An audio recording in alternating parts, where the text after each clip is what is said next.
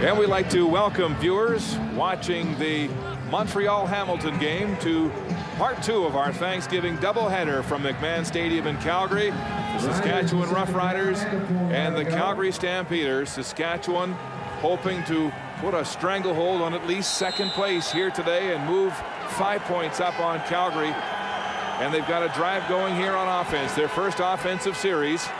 The handoff up the gut. Stampeder defense led by Karan Williams, our 95. Looks like they lost a bit, and it's 3rd down, Saskatchewan.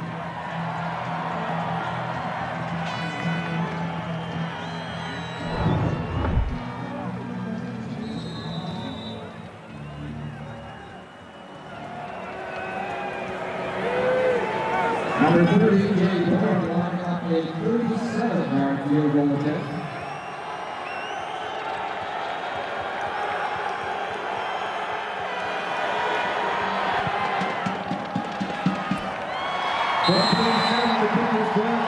Saskatchewan leads. Riders 3, Stampeders no score.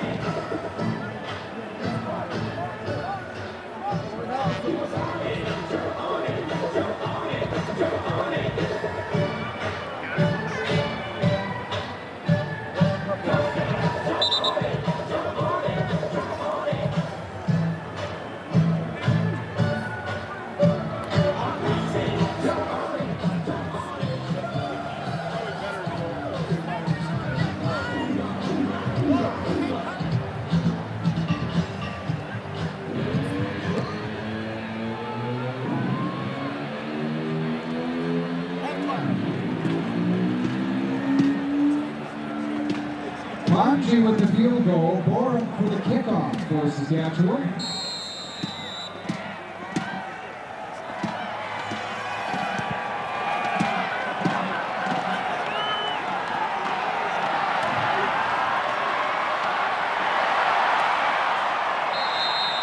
Number 28, Roughriders return again for Calgary. Down by Scott Jordan, number 26. Goldwell, the official hair product supplier at Quinns of Kensington, is the official hair salon of those classic rock Q107 Outriders. And if you don't have this year's Outriders calendar, the girls are in the concourse and in the seats in the 2nd and 3rd quarters. Don't miss your chance to pick up a copy.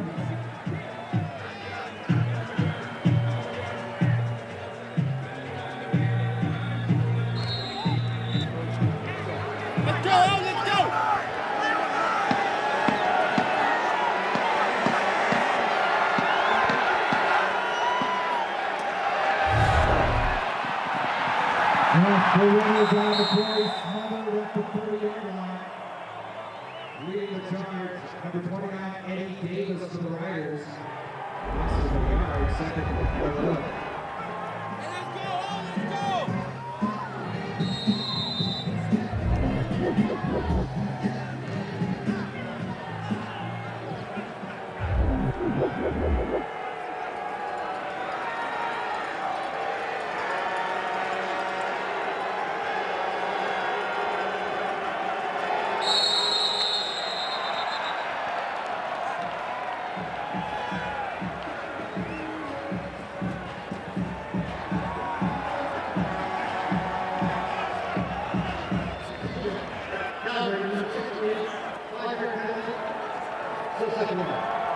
Second down, 16 to go, Calgary, back at the 25.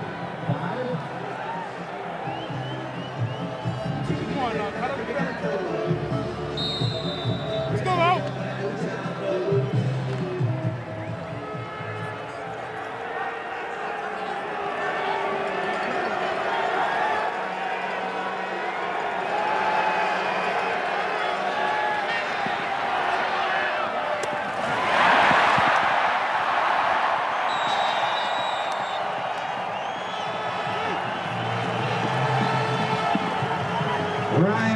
Now while number 3 hauls in the Achilles Smith pass. Taken down by Reggie Hunt, number 9 for the Riders, but it moves the sticks. First down, Stampeders.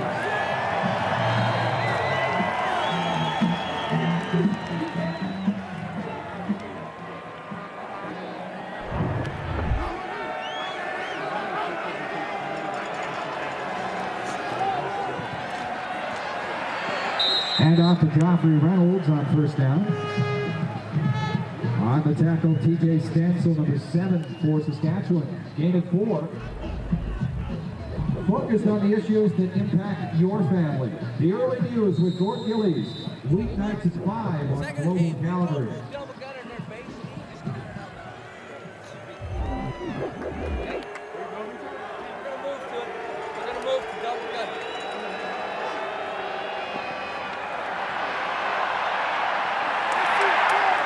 Achilles Smith is sacked in the backfield. Fred Perry, number 41 for the Riders.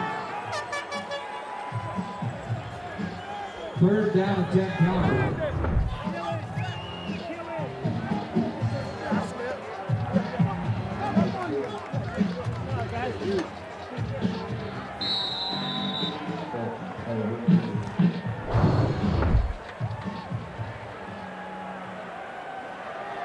Corey Holmes, the deep man for Saskatchewan for the third down kick.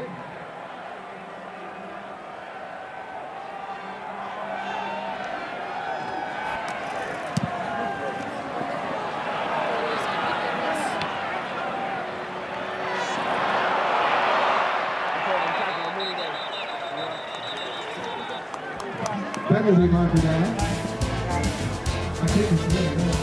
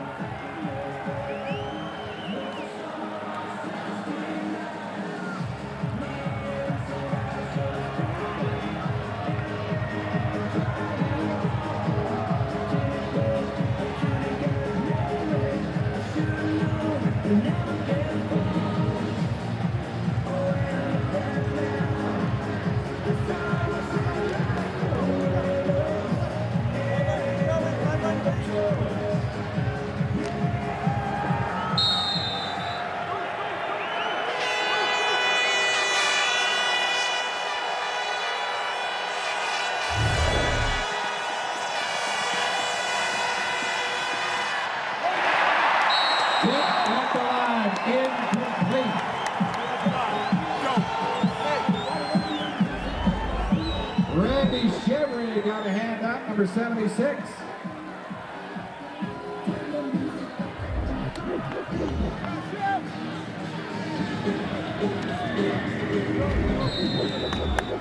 Second down and 10, Riders at the 29.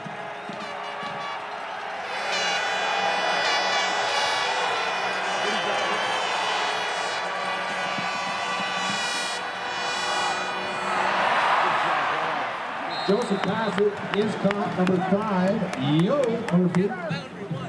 On return. Scott Coe, number 56, with the stop.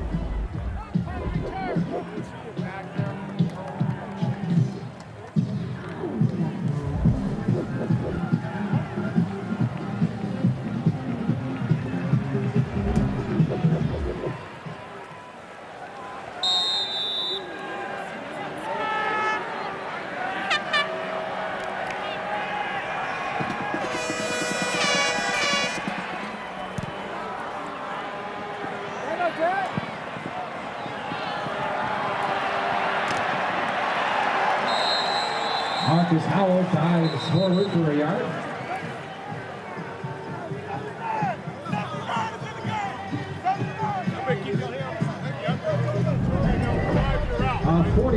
Yeah, knowing that you're the starter, you got to show more poise because the guys on the team want to see you act that way. They want you to come into the huddle, say the play with confidence, and go out there and execute it with confidence. And we've been doing that all week.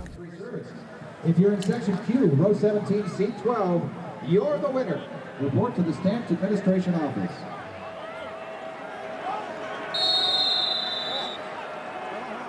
Marker down.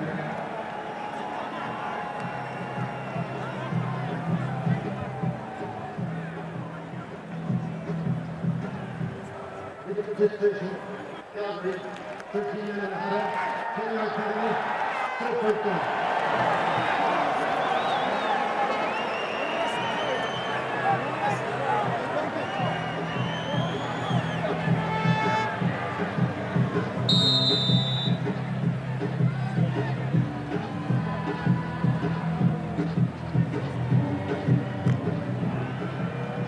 First and 20 now, Calgary back at the 22.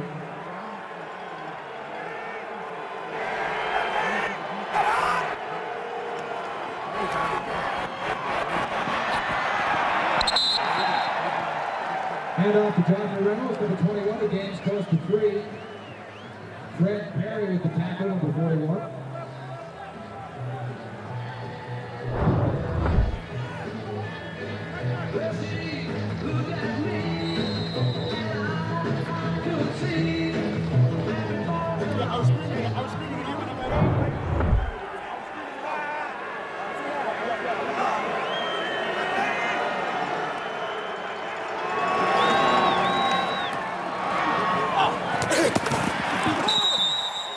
Billy Smith on target for Jermaine Copeland.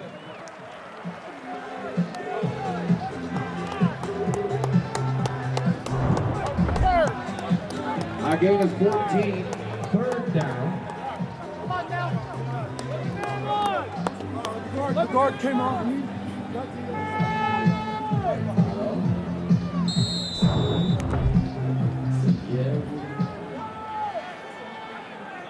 On 3rd and 5, Duncan O'Many inside his own 25-yard line.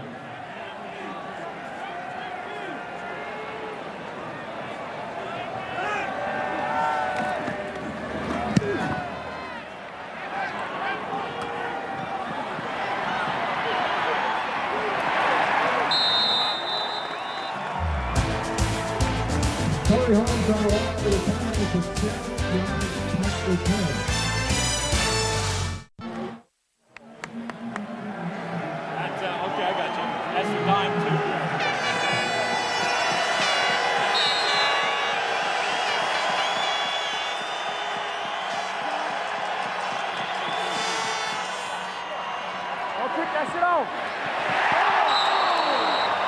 Nearly intercepted. Markers down on the play as well.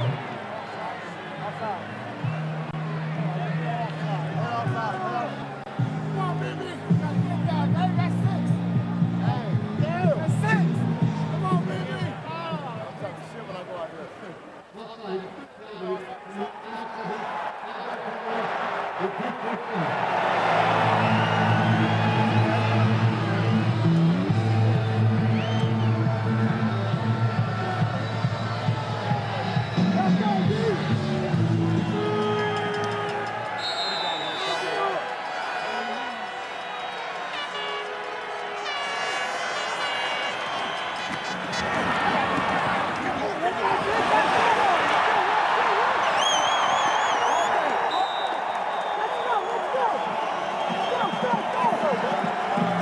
First and 5, a handoff to Wes Cates. Hiding amongst the big man and then bursting out. Just talk to him first. Trey Young with the tackle, number 33.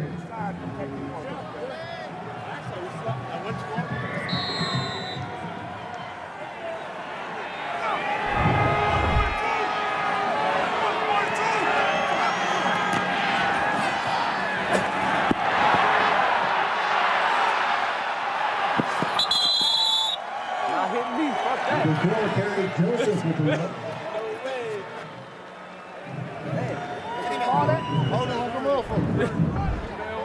Close to the first down.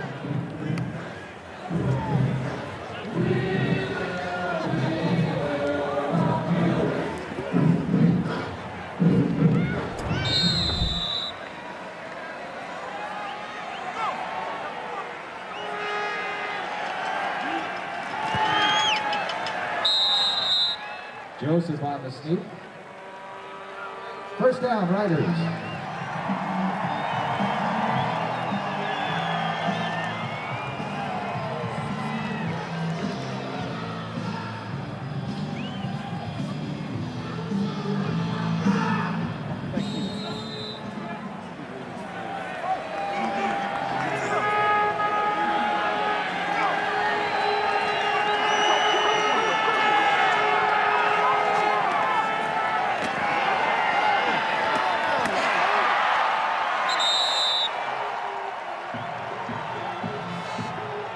Kerry Joseph on target for Andy Fantuz, number 83.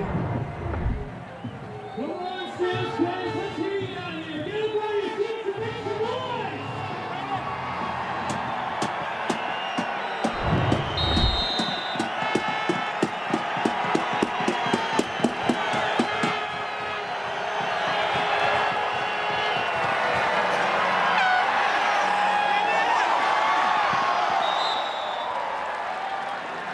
Kerry Joseph to the end zone for Michael Washington, number 82. It's incomplete.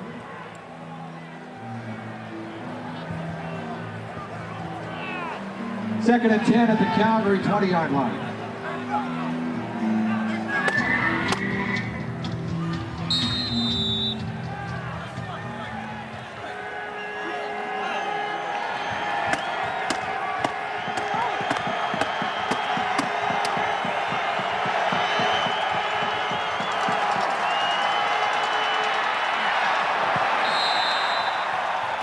Kerry Joseph pass falls incomplete. He gets buried in the backfield. Pass intended for Andy Fantuz. It brings up third down. T. George in on the quarterback.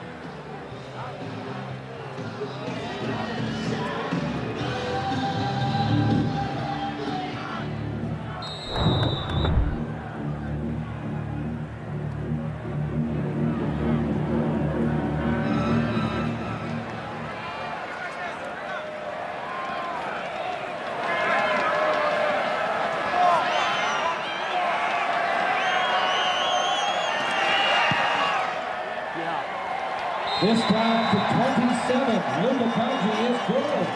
Riders 6, Calgary no score. First and 10.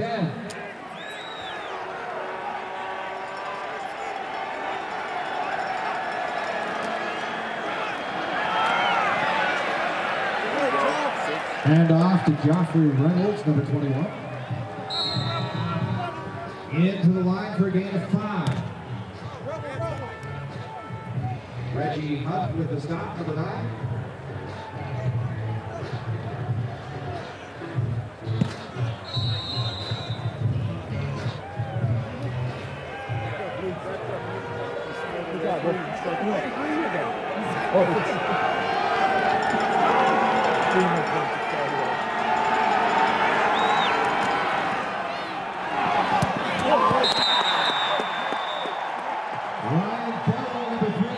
Receiver knocked away by James Johnson, 19. Third down, 5. Excellent coverage, because one of the hardest things for a cornerback or a guy on the very outside, as James Johnson is, to cover is a receiver that takes a couple steps and breaks it into the middle, because usually when he breaks it in, he's going to get some automatic separation. That's excellent job of James Johnson to stay right in the hip pocket and get his hand on the ball.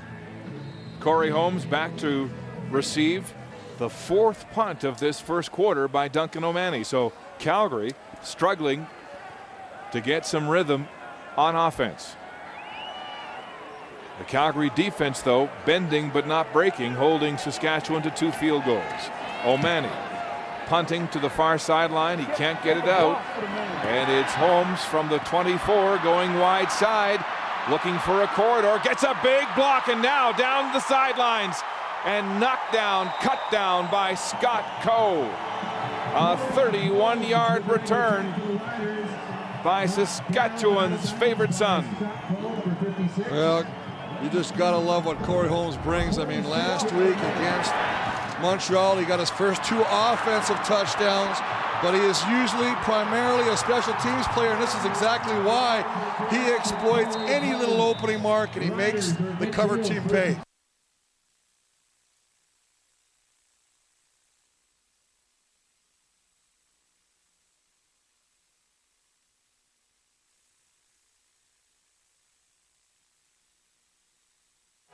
Kerry Joseph, play action, rolling to the short side now, throwing downfield, too high for Andy Fantuz, and he can't bring it in.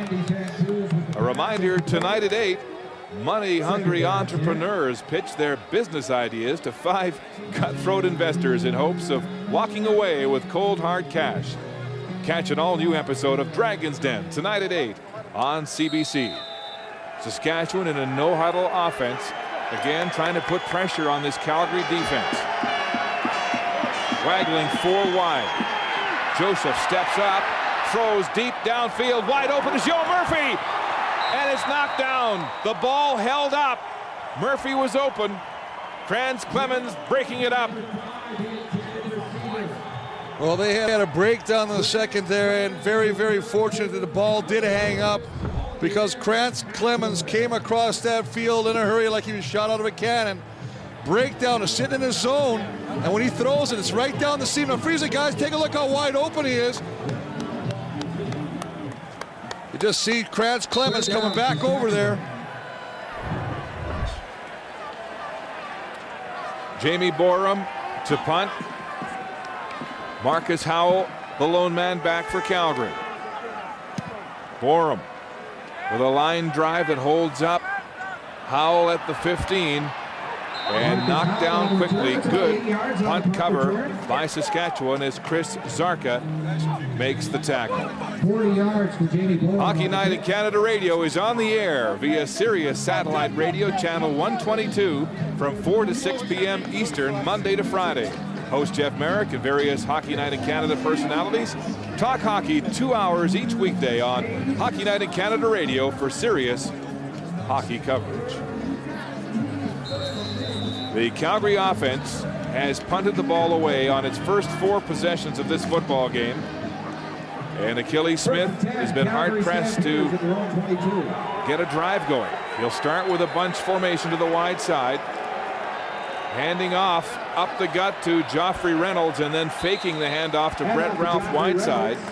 And chunky Marcus Adams in on the tackle for Saskatchewan. Tackle on the play for Saskatchewan, number 51. Joffrey Reynolds was the main man last week in a sorry offensive effort and a 42-9 loss to the BC Lions. The number 3 running back in the CFL this season, pounding the ball time and time again. Well, and again, remember, the only reason he ran the ball so much is Achilles Smith was injured and Barrick Neely came in who didn't even know the playbook. They call his number again. Joffrey Reynolds on second and short yardage will crash across the first down marker on the final play of the first quarter. The Stamps looking to generate some offense. And Saskatchewan staking a 6-point lead.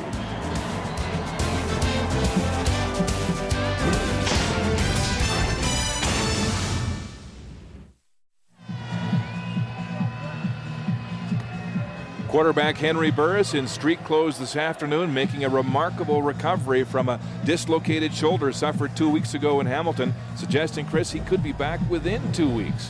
Well, he says he's doing push-ups. The only thing he wants to do is improve his range of motion. We take a look at the stats after the first quarter, and, you know, not bad, 75-51, and when you really figure it out right now, time of possession is slightly in favor of the Stampeders. The defense is really on both sides, bending but not breaking, holding basically Saskatchewan to 2 Luka Conji field goals.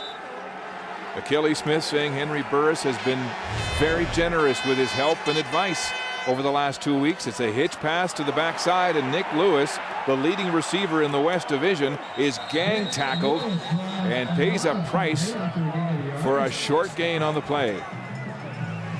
Well, Mark, you know what? I love the fact they try and get Nick Lewis the ball out in open space, but he has to be sprung, and I mean, somebody's got to block.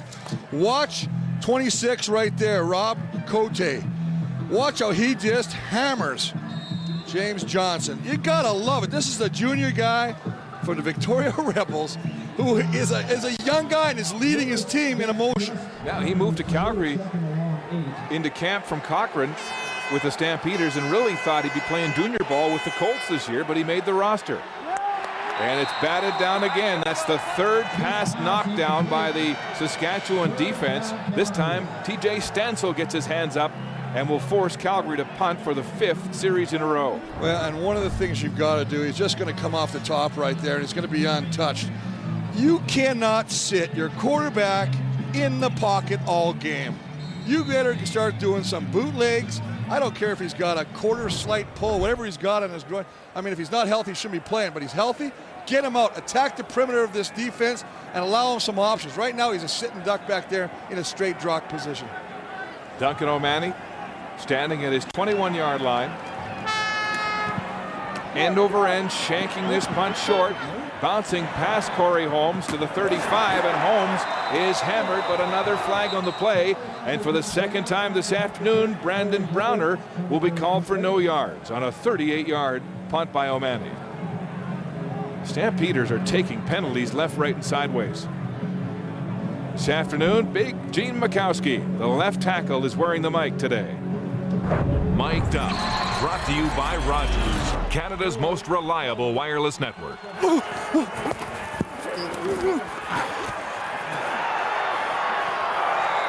Is that quick?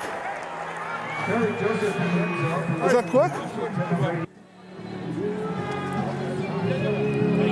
We'll check in with Big Gene throughout the course of the day. You know what, as an offensive lineman and you're doing the mic'd up, you're hoping the people that are producing the spot will not put you getting beat on the play. That's what he doesn't want to see again. Joseph in the shotgun. One of the best waggle teams in the league goes to work. The handoff underneath is to Corey Holmes, who, as you mentioned, Chris, had 2 offensive touchdowns last week at home against Montreal, but he's got just 2 yards on that carry. Well, 2 yards, and again, you know, we talked about it. You mentioned it earlier about the Stampeder defense, the fact that they're worse against the run, they're worse against the pass, they've created the least amount of turnovers. I mean, it's a situation going into this afternoon's game. They had to do something to change it, because right now, if they did not do any kind of a change, this season, as far as I'm concerned, is over. Talked about the scheme. A lot of the players saying the defensive coordinator made their confidence shaky because he was so tough and so critical on mistakes. 2nd and 8, Joseph with time, throws down the middle to DJ Flick, and he puts his head down and crashes over the first down marker. You know, Mark, I want to finish that thought you just said when you talk about Denny Crean. I don't think there's anything wrong with being critical. I think if you're a coach and you're a paid professional athlete, you should be accountable for your actions and your play on the field. And I think the fact is, you know what? I understand what he's going through. If your defense is, fluttering and are not playing well, you want to put somebody or put some fire in somebody's pants, and that sometimes means you got to raise your voice to them. Well, let me tell you what the players are saying. They're saying that they were told that if they made mistakes, they'd be out and not playing the very next week. And he said, Brian Clark, one of their veterans, said that really hurt their confidence. Joseph now under pressure, tries to throw the screen, and it's batted down, and Scott Coe with a big play at middle linebacker. Well, you definitely see today that the defense is running around with a lot more attitude, a lot more fun, a lot more enthusiasm. I know they've talked about the fact that they're going to be allowed to make a mistake, and they can go back to the huddle and they won't be banished from the roster if they make that mistake. So maybe that's a change, and I can understand that fear. Well, Clark said a player needs to be able to make a mistake in practice and learn from it. Work out the kinks and not feel badly about it at the end of the day. Even Tom Higgins said his players were too robotic on defense, too afraid of making mistakes. Joseph rolling, throwing downfield for Flick, coming back to the ball and incomplete. The ball hanging up, trying to beat Julian Battle. The rookie playing that short side halfback position in his first start. And Mark, he actually had him beat if he would have let him a little better. This ball is underthrown, and again it allows Julian Battle, number 4, slide protection to the left. That's going to buy the quarterback a little more time. He throws it. Now you see DJ Flick has to stop and try to come back to that ball. If he puts a little bit more arc on that ball, a little more distance, DJ runs under it, it's a touchdown. That's the second underthrown ball with a receiver open for Kerry Joseph, but he was under pressure and off balance trying to get that ball away. Borum to punt for Saskatchewan. What's up, fellas? A deep line drive to Marcus Howell beginning this return at the 15. Howell through a seam, through the first wave, in open field, and there's nobody back for Marcus Howell. Howell downfield, and he will score. 96 yards. Touchdown, Calgary.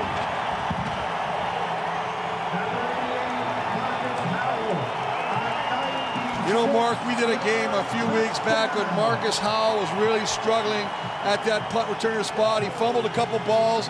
The coaches never got down on him. They said, this guy has got a great attitude, and he's a winner, and he will make things happen on the field. Take a look how he breaks the first tackle and then gets to the open field, and the former track star is not about to be caught from behind. Marcus Howell on the rampage, 96 yards to the end zone for the punt return touchdown. The first punt return touchdown for the Stampeders since 2003 when Wayne McGarity returned one 61 yards against Toronto. And the Stampeders have the first touchdown of the game.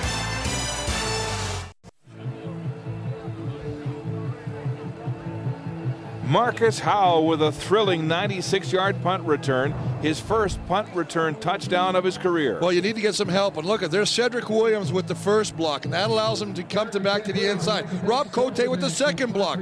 Nice job allowing him to get to the opening. He has to break one. All good returners have to break one tackle, and then it's a foot race. As we talked about, the speed of Marcus Howell.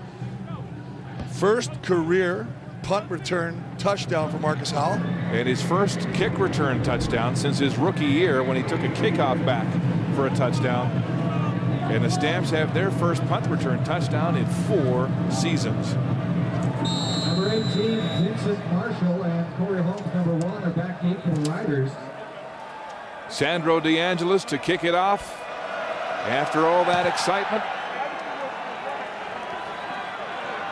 At the 15, Corey Holmes trying to get outside, looking for a seam. He's surrounded but loses his footing at the 24-yard line. A 10-yard return of a 60-yard kickoff. A reminder, Warrior of the game, we want you to log on to cbcsports.ca during the second half and vote for the player who has shown heart, courage, grit, determination, you name it.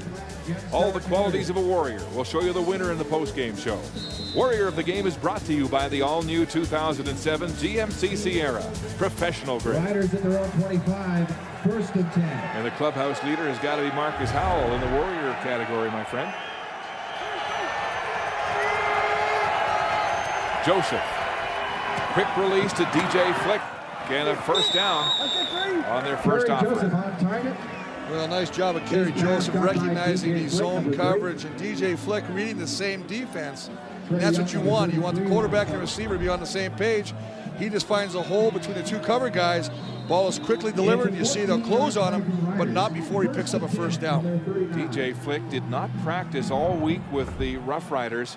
He went home after members of his wife's family were seriously injured in a car accident, and at one point there was concerns about paralysis, but it turns out to be not that dire, and he's back here to play football after a tough week on the home front.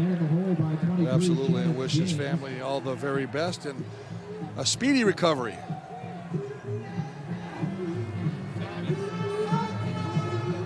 Second and 4.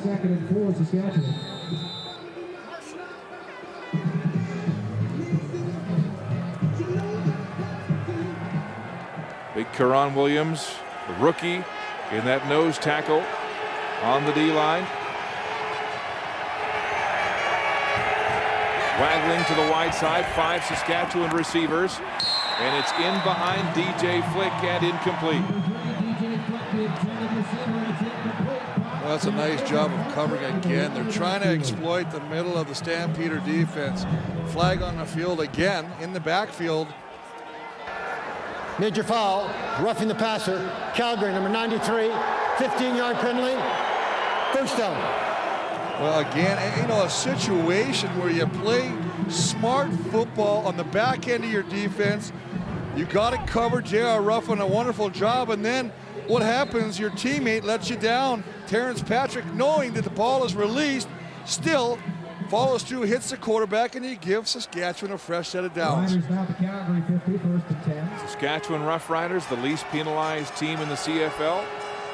Yet to get one here today. Play action, quick release, wide open.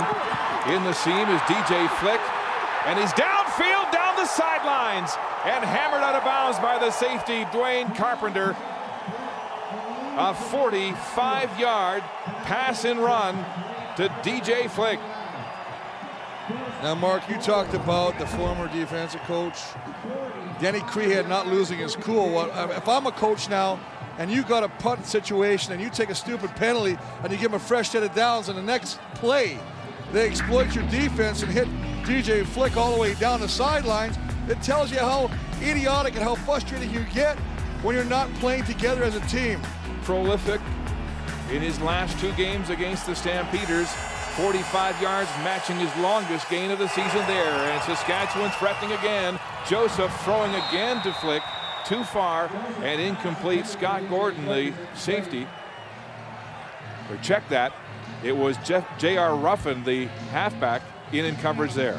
Well, that was a nice job of coverage by the secondary of the Stampeders, because Kerry Joseph sat back there and had all day to throw the football. Almost thought for a second he might pull it down and try and run with it, but he sat back there and again tried to lead DJ Flick, but good coverage on the play. 2nd and goal from the 5-yard line of the Stampeders. Joseph in the silent count. Play action, rolling to the near side, gets around Siptak, scampers to the end zone, touchdown. Kerry Joseph with his 10th rushing touchdown of the season. Well, play previous, I thought he might have pulled it down and tucked it and ran. This time, this is run all the way. A little bit of a play action. Pull it back in. He gets the end. Siptak, the newcomer, to commit far enough inside that allows Joseph to get to the outside. And then it becomes a race, and no one's going to catch him as he gets to the corner of the end zone. Luka Kanji with the convert. It's good. And the Roughriders enter Marcus Howell's punt return touchdown with one of their own.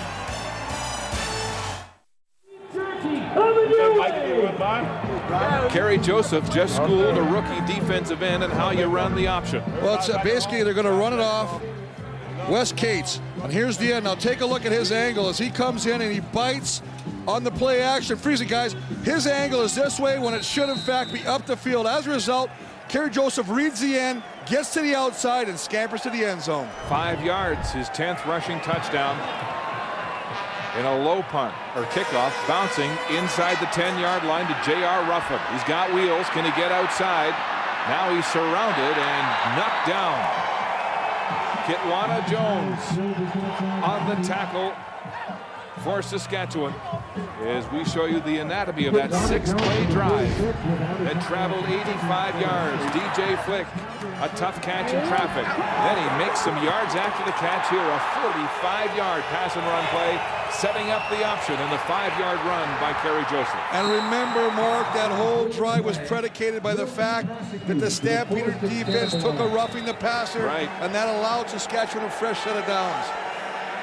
Achilles Smith trying to get something started from his own 21-yard line in the double tight end formation. He's in a short shotgun, can't find his first man, now just throws it away, and confused by the coverage and playing it safe.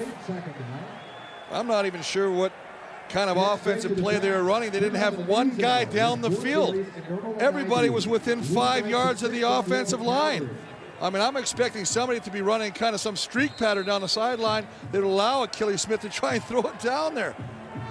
Well, Smith, with just 3 completions so far in this football game, 2nd and 10, has been rather flat-footed under pressure. Kitwana Jones and Luke Mullender in on 2nd and long. There's time for the Calgary quarterback. He rolls to buy some more. Now pressure from behind, and Fred Perry tracks him down. And once again, the Saskatchewan defense voracious against Calgary. Well, the old adage, he who hesitates is lost. And that's exactly what Achilles Smith is doing right now by the fact that he's hesitating on his decision-making. Sitting back there, pump fake, not sure if he wants to throw it. Gets to the outside. Now we also know that he's still suffering as a slight effects of a groin pull, so he's not as fast as he normally would be, but he's tracked down by a guy that has no problems, Fred Perry. And so for the 6th consecutive time, the Stampeders stall, and Duncan O'Mahony has to punt, trying to get it out of bounds away from Holmes, and a nice punt just across the midfield stripe. And that's where the Saskatchewan Roughriders will start their next offensive series here at McMahon.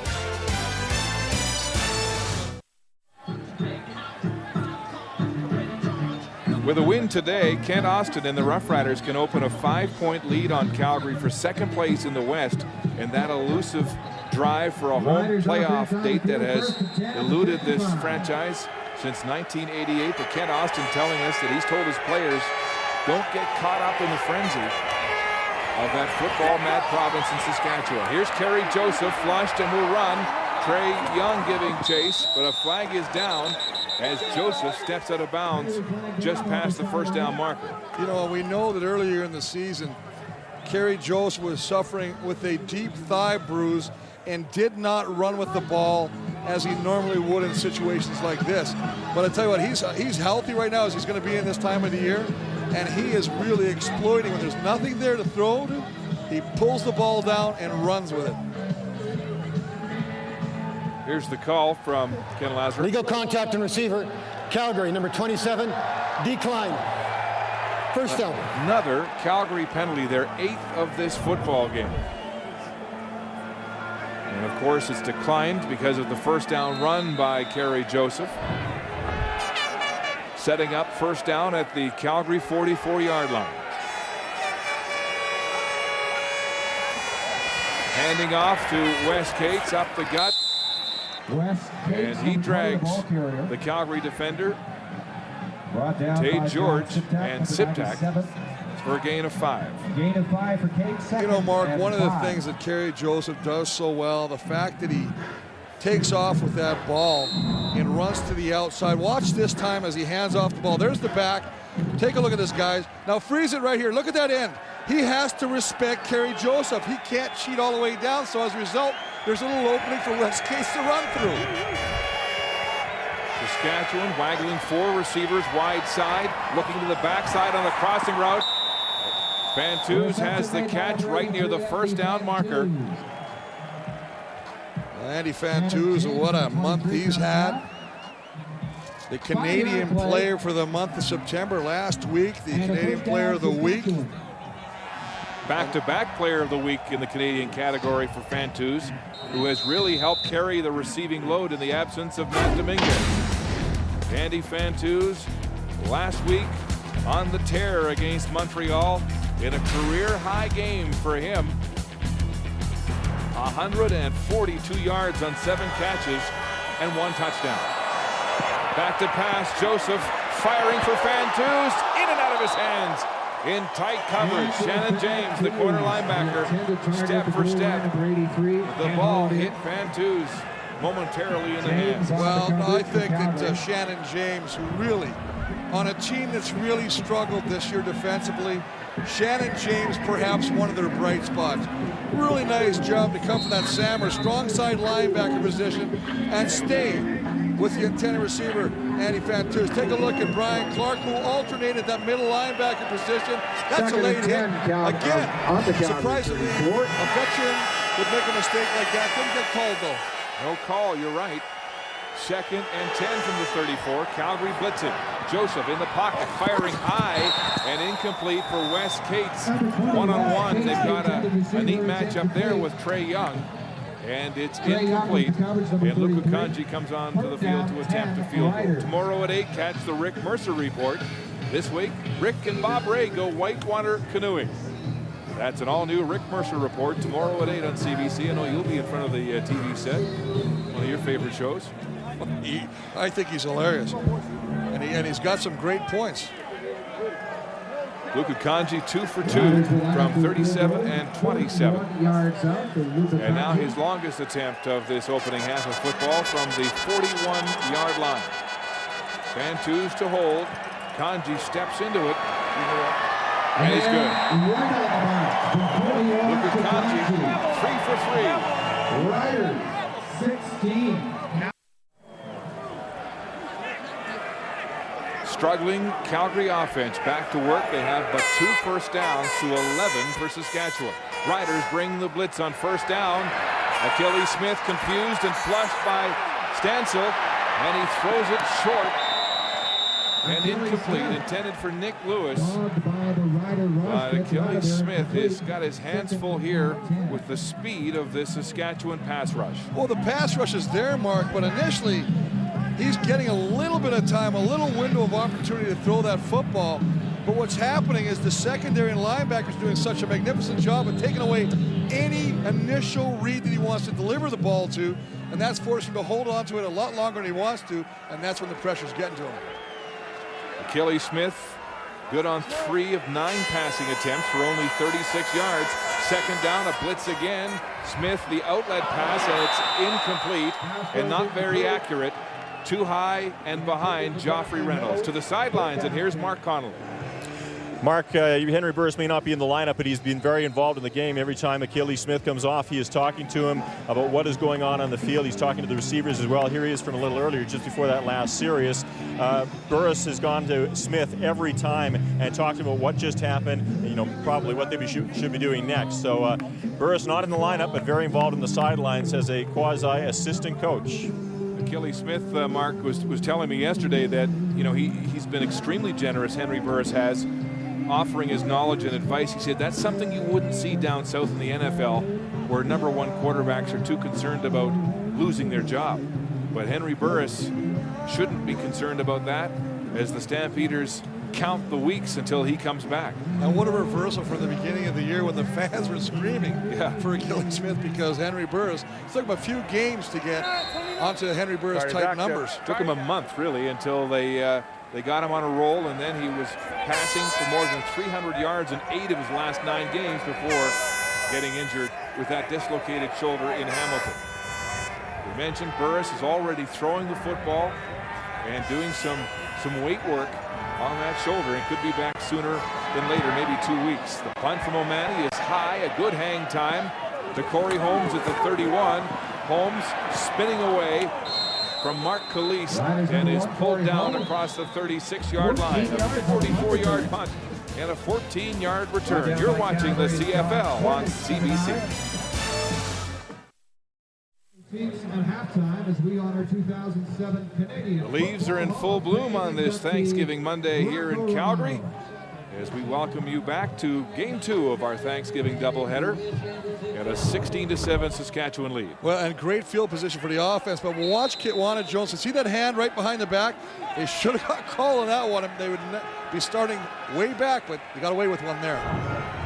Kerry Joseph back to work, handing off to Wes Cates, hurdling the blitz downfield into the secondary, and a first down carry. Wes Cates, the former Calgary Stampeder, traded just before the season for center Rob Lazio with a big gain there of 19. Well, it is a nice job, and what they do is it's called a cloud block.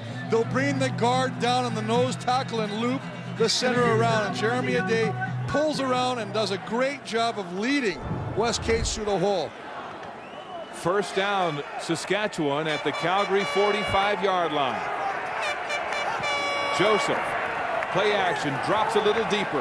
A crossing route right into the hands of Andy Fantuz. He bobbles and fights for it, and he's got it. Fantuz dropped it, then fought for it in the sun and brought it down at the 30.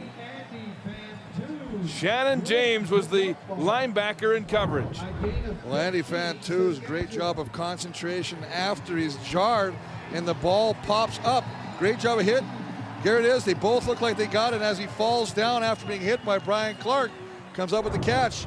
Shannon James had a look at it, was just hanging in the air for an eternity, it seemed.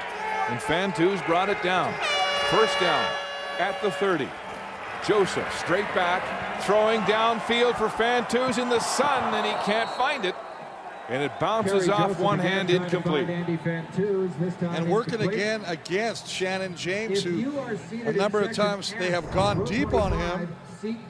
Sun may have been a factor in that with Andy looking back into the sun, but Shannon James, not bad coverage. He's right there. That'll be a tough one to complete, even with the catching ability of Andy Fantuz. Fantuz, Saskatchewan's leading receiver during their last 2 games.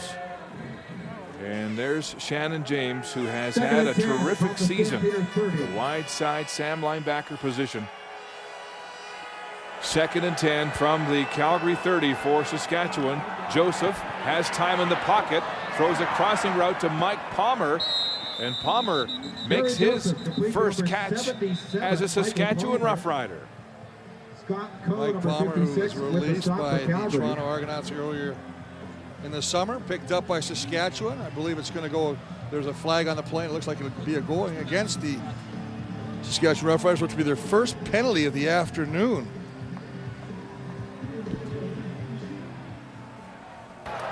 Offside, Saskatchewan, number 2, declined. Third down. So the penalty declined. Palmer's catch will stand. And so Kent Austin will send his field goal unit onto the field for the 4th field goal attempt of the game. A reminder, coming up at halftime, Elliot Friedman and the panel will digest this first half and game 1, the Montreal win over Hamilton, and then we'll go back in the day and revisit one of the great Saskatchewan coaches, Eagle Keys. Kanji attempting this field goal from the 31-yard line, straight down the middle, and it's good. So Luka Kanji has been perfect in this first half, 4 for 4, as Kent Austin slowly builds a 12-point lead against a new Calgary defense. Kent Austin, I was mentioning, Chris, telling us yesterday that he's told his players not to get caught up in all the excitement back in Saskatchewan with this team looking like it's on track to have its first home playoff game since 1988. He said, I told my players, don't read the papers, don't watch TV, and don't go on the internet and get involved in those darn chat rooms. Well, the 13th man, absolutely, but you know they do all of the above. Achilles Smith throwing downfield, and it's incomplete. James Johnson bats it away from Ryan Thelwell. Second down. Well, it's nice to see, at least from the Stampeder point of view, that they're actually trying to go a little vertical with the passing game. Haven't seen much of Joffrey Reynolds. Expected to see a little bit more of 21 carrying the football for the Stampeders. The last few series, though, Achilles Smith has tried to pass on first down and put himself in a second and long situation. In this secondary, playing with more swagger with the return of this man, Eddie Davis, back off the 9-game injured reserve list when he dislocated his shoulder, and flags are down before Calgary can get this play off. But Chris, this Saskatchewan secondary was second only in pass defense to BC when Eddie Davis was in the lineup for the first 4 games of the season. And coming into this game, they're ranked second last. A lot of youngsters, some changes, some injuries in that Saskatchewan secondary. But Eddie Davis has really steadied this team with his leadership. Well, you hit it on the head. Leadership, experience, the ability to recognize offensive formations. I think it was, you know what, when you talk to him and he says, I'm on the sidelines, and I can see from the sidelines. Calgary, number 82, 5-yard penalty, still second down. What the offense is trying to do, and I'm trying to yell it out, but unfortunately I'm not in the field, so there's nothing I can do but watch. Yeah, he said he would see plays developing and know what was going to happen, but the young secondary couldn't see it. He couldn't get the play to them, but you're right, he's on the sideline. They traveled him while he was injured to help out, but now he's back in command. Brett Ralph coming back to the ball, and yes, they're going to spot it as a catch. Maurice Lloyd makes the tackle on that 2nd and 15 situation, but it's not nearly enough. And so Duncan O'Mahony, who's getting a workout here today, is to punt. Well, Duncan O'Mahony, who's punting the ball, but also the defense. Again, it's a scenario where if your offense can't sustain any drives, you're always letting Saskatchewan start with great field position. 5 of the last 6 Calgary possessions on offense have resulted in 2 plays and a punt, as George Cortez huddles with his quarterback Achilles Smith on that Calgary sideline.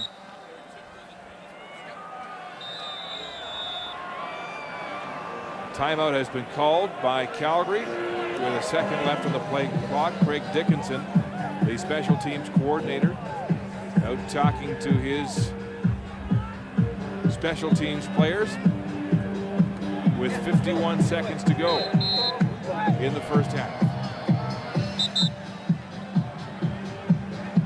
And Mark, you can remember the glory years not so long ago for the Stampeders, where in situations like this, it wasn't uncommon to see them try a fake punt, something to spark this team offensively. And with practice being closed all week in Calgary, who knows what the Stamps have up their sleeves for today's game. We've seen the new look on offense. After the coup that cost Denny Crehan his job, and here's the fake. Rob Cote, the direct snap. On the direct snap. And it's not going anywhere. Doesn't work for Calgary. The trick play called by Craig Dickinson with the timeout for no gain. And guess what? They turn it over on downs, and Saskatchewan with a chance to get some more points before the half. Well, but I do like the call, Mark. I think you got to do something. Your offense is struggling right now. Your defense is on the field way too long. So it's an opportunity to try and get some life to your team. They try to do a fake punt, direct snap to Rob Cote. They usually have a check off, and that means they'll call the play either go or off, depending on the formation of the defense. That just wasn't there. Still 46 seconds to make hay here in the first half for Kerry Joseph. Joseph in the shotgun, rolling right, pumping, steps up in the pocket, throwing downfield with a flag on the play. He overthrows DJ Flick, and it's a holding call coming against Saskatchewan. Joseph and his receivers haven't really hooked up that well in this first half. Some overthrows, some tip balls, some balls in behind the receiver. Well, I think I agree with you 100%. Saskatchewan, number 67, 10-yard penalty, repeat first down. Well, that's Abu Mekrek, the right guard, who gets the holding penalty. But I think that the fact is that in a number of scenarios, Kerry Joseph had some wide open receivers, but underthrew them. And here, again, he's going to get a little pressure from Terrence Patrick, and he almost tries to force that throw, this time overthrowing the intended receiver. On his tiptoes there, didn't get all of it. 2nd and 20 after the holding call. They'll call the draw to Wes Cates, and Cates will get back close to the 45 as the rookie Julian Battle makes the tackle, but has this penalty pushed Saskatchewan out of field goal range. 2nd and 19. The way that Luka Kanji is kicking the ball right now, and the fact that they have the win, Mark, I wouldn't be surprised to see them attempt a 50-plus yarder. Well, Kanji's longest is from 50 as he readies and warms his leg. 4 for 4 so far in this football game. He's been perfect. Saskatchewan in motion. Joseph looking short side, finds a man wide open in the crossing route. It's Andy Fantuz, and Fantuz will get the necessary field goal range as he crashes 16 yards upfield to the 30. And 12 seconds left on the clock. His 4th catch, Fantuz of the game. Kerry Joseph's favorite target. He is the go-to guy for Kerry Joseph, and he's what I start to label as a clutch receiver, a guy that you go to in situations where you need to get a first down or pick up additional yards, especially when you're going to attempt a field goal. This one's going to be around a 37-yarder by Luka Kanji, who, as you say, is already 4 for 4 this afternoon. Getting back to Andy Fantuz, Ken Austin was saying he's the best receiver they have right now. At reading man, reading zone, best time and space receiver they've got. And yet still so young. This will be the final play of the opening half. And a timeout has been called by Saskatchewan as they make a personnel change. Neil Hughes comes off the field. And in comes James Johnson. Johnson now with some instructions. Quick huddle for Fantuz. And James Johnson will stay eligible right now in behind the placement. James Johnson staying wide. Fantuz holding at the 37. Now Johnson races downfield. The ball is up and good. What a great first half for Luka Kanji. 5 for 5 in the field goal department. The Roughriders are 6-2 this year when they have the lead at the half. And that's what they've got right now, 22-7. Ahead of the Calgary Stampeders. The Saskatchewan defense pitching a shutout so far against the Calgary offense. Down to the sidelines, and here's Mark with Ken Austin. Thanks, Mark. Ken Austin, pretty good first half. When you first saw that Calgary defense, was that something you prepared for? Yeah, they're doing what we thought. You know, it's they're playing well, but we need to hit more passes. You know, in the passing game, we're running the ball pretty well. Gave up a play on special teams, but defense is playing really well right now. Well, you really picked it up though in the second quarter there offensively. Yeah, we just we need to hit the guys when they're there. But other than that, you know, I'm pleased with the way we played. All right, Kent, best of luck. Mark. Thank you, Mark. Our viewers in Newfoundland are breaking away for the news. The rest of our viewers coast to coast, stay tuned. The halftime show is next with Saskatchewan in front.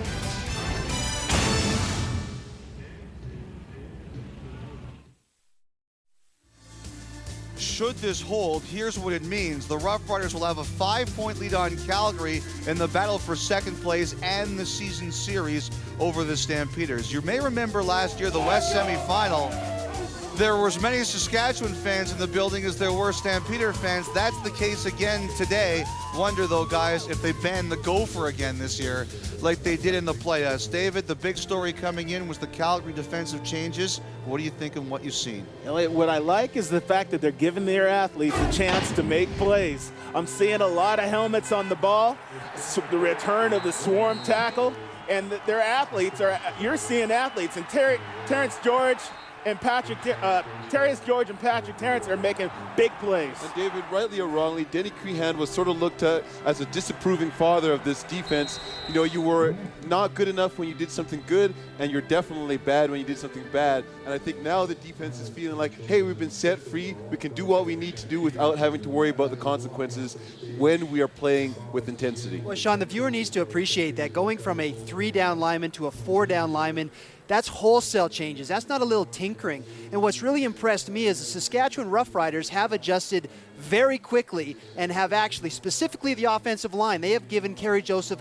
a lot of protection, and that has been very impressive. David, Kerry Joseph has rushed for 39 yards and a touchdown in the first half. Chris mentioned how he seems to have recovered from a thigh bruise, but you saw something the Calgary defensive linemen were doing when he ran. We'll see close-ups of that. What you're seeing, the defensive ends aren't used to playing in that 40, so now they have to understand they got to keep their shoulders square to the line of scrimmage and don't turn them. They turn them, Kerry Joseph is going to beat you to the corner anytime and every time. Joseph looks much better, Sean, doesn't he? Well, I'm going to say, just to build on the point that David made, even as a running back, it's that sort of a perspective. When you see the defender turn his shoulders to you, that means you can come out on the outside and get around the corner on him, and I think that's what Kerry Joseph, that's why he's been having so much success. Well, and typically, when they were in their old 3-down linemen, they would be able to have a linebacker scraping, and so they have to adjust their habits. All right, now, Greg, you saw something about Achilles Smith in the first half. The offense has 0 points. The touchdowns on a special teams kick return by Howell. And what did you notice about Smith in the pocket? Well, you know, Achilles Smith is not hurting this team. He's not throwing interceptions, but he's almost too NFL to be good in the CFL. Although that sounds strange, let me explain myself, is that in the NFL, they want you as a quarterback to stay in the pocket. Achilles Smith is a fantastic athlete, and in the CFL, you're allowed to have creativity as a quarterback. He needs to utilize that to be able to be better and more productive on offense. Like, even if you just watch those clips, he's directly 5 yards back from the center, perfectly in the line, and he never steps away from that. And I think that's what's challenging him. And the other thing, too, is Chris Walby was wondering, where's Joffrey Reynolds? Tough for Reynolds to get much of a running game going when you've only got 37 yards passing. 4 of 12 he was in the first half. We're going to take the break. Still to come, Tom Higgins and Mark Conley. Luca Conji, 5 for 5 in the first half. Back in the day, a shift in time. Brought to you by Nissan, trucks and SUVs. Though the Alouette is officially the only bird in the CFL, Eagle Keys soared in the West for more than 25 years. As a player, he's best remembered for playing his final game, this one, the 1954 Grey Cup, on a broken leg. With his help and great running shown here, the Eskimos won 26-25 over Montreal. After 4 years of coaching the Eskimos, he would move to Saskatchewan in 1965. And the next year, the Roughriders would win their first ever Grey Cup. He would be CFL Coach of the Year in 1968, and in 1970, he established a record by coaching the team to 14 wins and 2 losses, a mark that would stand for 19 years. He was inducted deservedly into the Hall of Fame in 1990.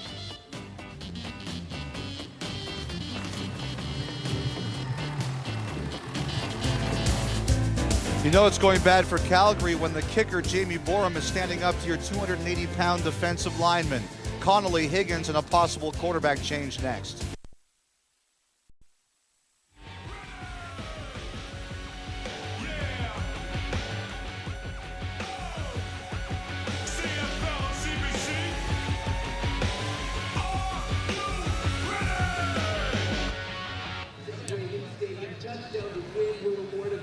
Back in Calgary, where the Stampeders trail the Roughriders 22-7 as we get set for the start of the third quarter. Right now, here's Mark Connolly with Tom Higgins. Here with Tom Higgins. And Tom, your defense still having trouble out there, but do you see any improvement? Oh, absolutely. You know, we got to stay the course, make some plays. If you get your hands on the ball, try to make some interceptions. Don't take penalties. And offensively, we got to get some first downs. We get some first downs, we can keep our defense off the field. One complements the other. So I'll let you know, Ben Sankey will take the second half regardless. No matter what happens, it's his. So you're going with a quarterback change. Do you feel that's going to spark the offense? You hope so. We didn't get anything in the first half, and so as tough as it is, Ben gets a shot for the third and fourth quarter. Thanks, Coach. Best of luck. Thank you. So there's Ben Sankey, a former Stampeder who was plucked off the BC Lions practice roster 1 week ago. Chris, he got some reps, his first practice reps as the second stringer this week, but they were trying to get Kelly Smith up to speed, so he hasn't had a lot of preparation for this football game. What do you think of the call? Well, I think it's a great move. Anytime you got a quarterback in the first half who's only got 4 for 12 for 40 yards, you haven't sustained. He has no first downs in the second half or second quarter. You've got to do something to spark this offense, and that's what's killing him right now. As we take a look at the stats from the first half, I mean, they're decidedly in favor of Saskatchewan. The nice thing is the Calgary defense has held the Saskatchewan Roughriders to 5 field goals. They've only given up 1 touchdown on the 5-yard run by Kerry Joseph. So they're doing their part, but they're on the field again way too long. The Calgary offense has a lousy 2 first downs to show for that first half. 64 yards of offense under Achilles Smith. You mentioned just 4 completions and 12 attempts. And so Achilles Smith, a former NFL #1 draft pick in 1999 of the Cincinnati Bengals, gets the hook here at halftime and will be replaced by Ben Sankey. Well, and the nice thing about Ben Sankey is the fact that he's had 4 years with the Stampeders prior to going to the NFL. He's also worked with George Cortez, the offensive coordinator, before. So those are 2 pluses. Corey Holmes with the opening kickoff of the second half. Breaks a tackle and then is chopped down as he gets past Dwayne Carpenter, the first man downfield. Kerry Joseph with a 5-yard rushing touchdown, the only offensive touchdown of the football game. And let's take a look at his passing distribution in that first half, just under 50%. Well, you take a look, I mean, we talked about the Stampeders. I think they've done a nice job defensively. They've held them. They've bent, but they haven't broken. They've held to 5 field goals, and they've basically kept everything in the short to intermediate routes, not getting beat deep, and that's one thing they wanted to correct. Joseph came into this game passing for more than 300 yards in 4 of the past 6 games. And it's a fumble there. It's being ruled an incomplete pass as the Riders tried to use the option again against this 4-3 front, and Scott Coe is furious with the call. Well, you know why? Because Scott Coe sees it as a pitch. But Kerry Joseph smartly pitches this ball late, and it is a forward pass. If it is behind the line of scrimmage, absolutely, it's a free ball.